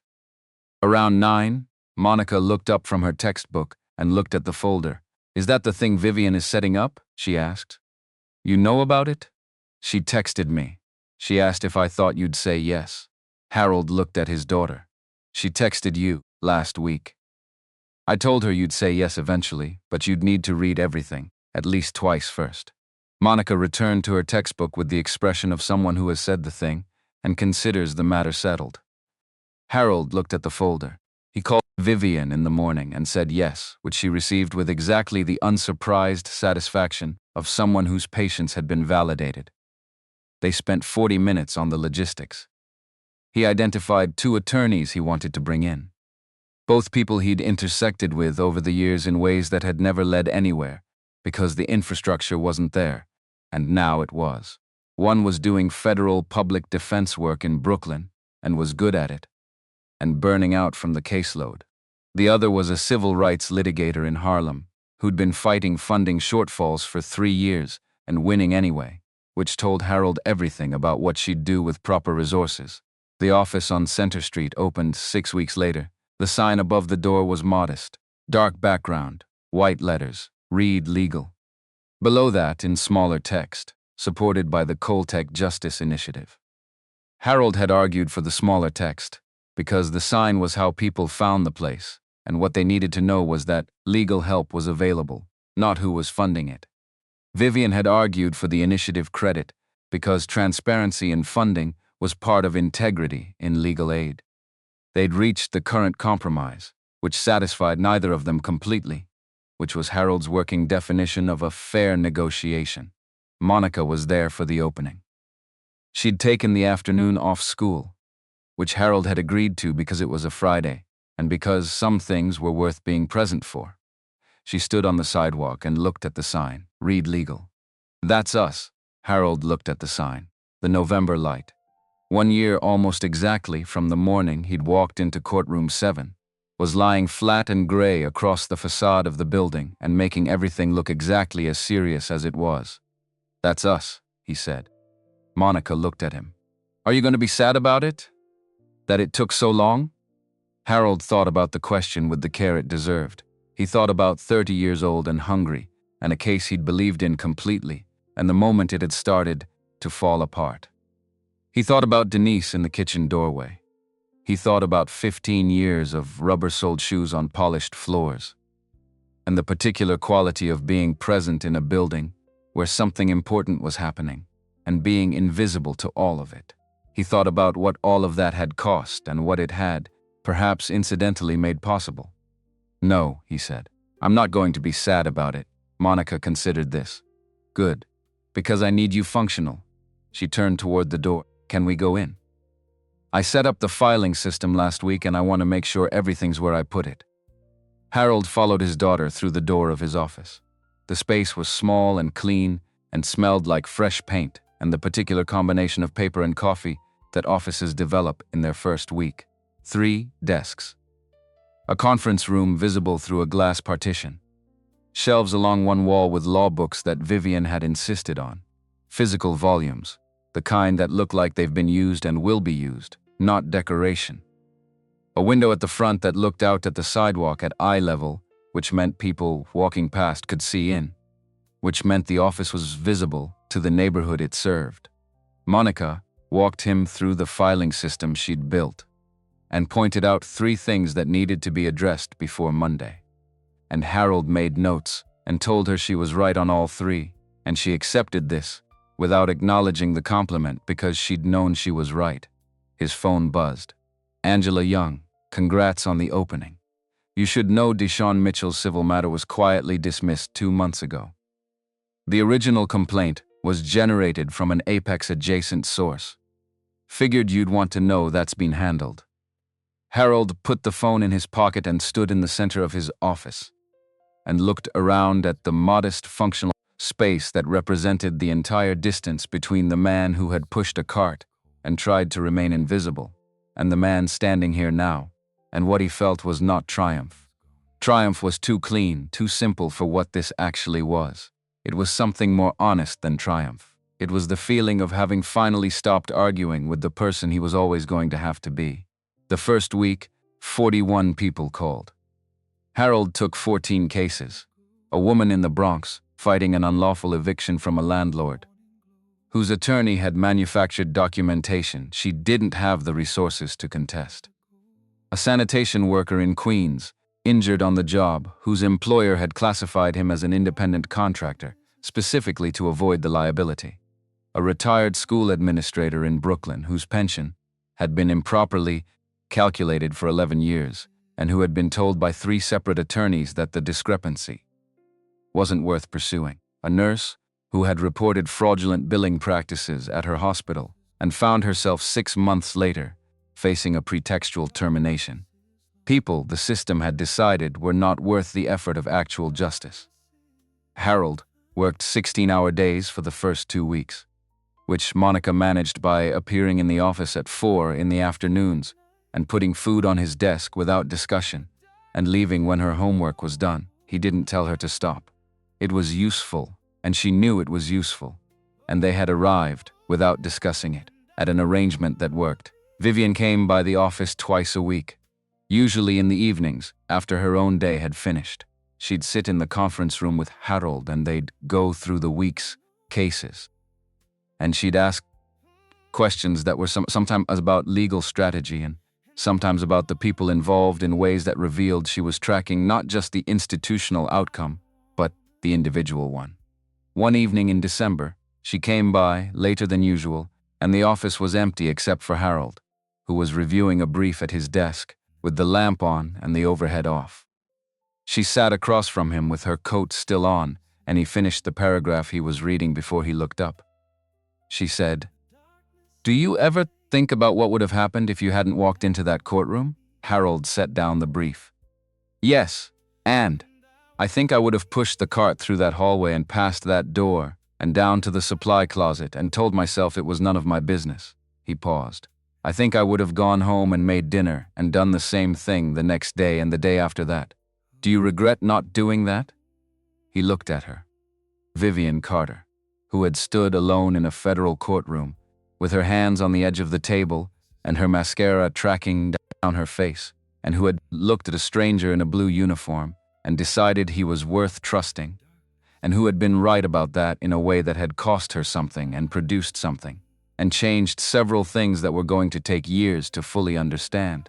"No," he said, "I don't regret any of it, not even the parts that went wrong." She nodded, the nod of someone who had asked, because she wanted the honest answer and had received it. "Good, neither do I, Law." They sat in the quiet office for a moment, with the city audible through the front window and the December cold making the glass sweat slightly at the edges and the lamp between them throwing the modest light of a working space in which work was being done. Then Vivian said, "I have 3 new cases I want to refer to you." Harold picked up his pen. "Tell me," she told him. He wrote. The evening continued in the way that evenings continue when the people in the room have agreed, without stating it, that the work is the point and the work is enough and the work is what they are both most honestly doing when they are doing it. Outside on Center Street, the city moved through its December business, the pedestrians, and the delivery vehicles, and the irregular percussion of a block that doesn't pay attention to what's happening inside the buildings on it. Inside, read legal. The light stayed on until 11. 3 months later, Harold stood in the federal courthouse on a Tuesday morning in February, there for a hearing on the unlawful eviction case he'd been building since December.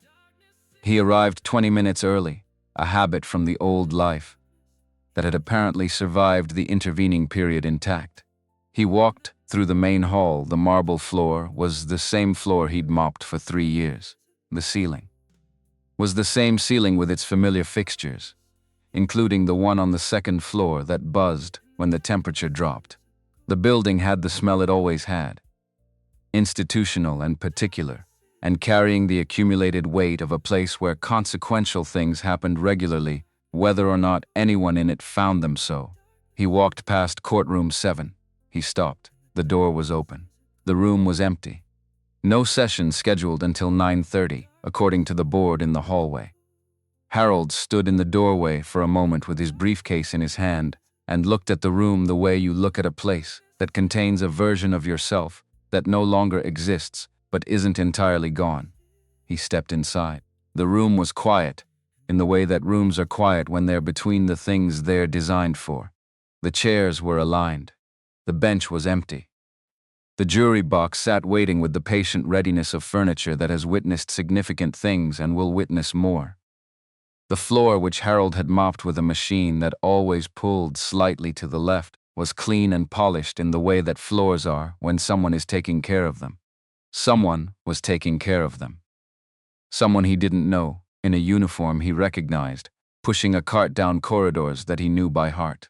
He stood in the center of the room for a moment. not performing anything, not processing anything for the benefit of a story. Just standing in a room that had mattered and that still mattered, and that would matter tomorrow, whether he was in it or not. Then he turned and walked out. His footsteps on the marble were different from how they'd sounded for 3 years. Leather soles, not rubber. Deliberate, not careful. The sound of someone moving towards something rather than through something. He walked down the corridor toward the hearing room where his client was waiting. The woman from the Bronx, 54 years old, who had documents and rights, and a landlord's attorney who was betting she wouldn't show up with someone who knew what to do with both. She would show up. Harold would be there, and the attorney on the other side was going to discover in about 20 minutes that the bet had been poorly calibrated. He pushed through the door of the hearing room, and his client was there, sitting with her coat on and her hands in her lap, and the expression of someone who has been told for a long time that the system doesn't work for people like her, and who is, today, being told something different by the fact of Harold Reed standing in front of her in a good suit with her file in his hand. He sat down across from her and opened the file. "Ready?" she asked. Harold looked at the documents in front of him, at everything they represented and everything that was going to be required to make them mean what they should mean. He thought about 41 calls in the first week and 14 cases, and a daughter who organized his filing system, and a woman who'd named a fund after him, and an FBI agent who'd kept a file open for 15 years because she believed the file deserved to stay open. He thought about a Monday morning in November when he'd pushed a cart through a corridor and heard something through a closed door and made a choice that was not strategic and not calculated and not anything except necessary. "Ready," he said, and the hearing began.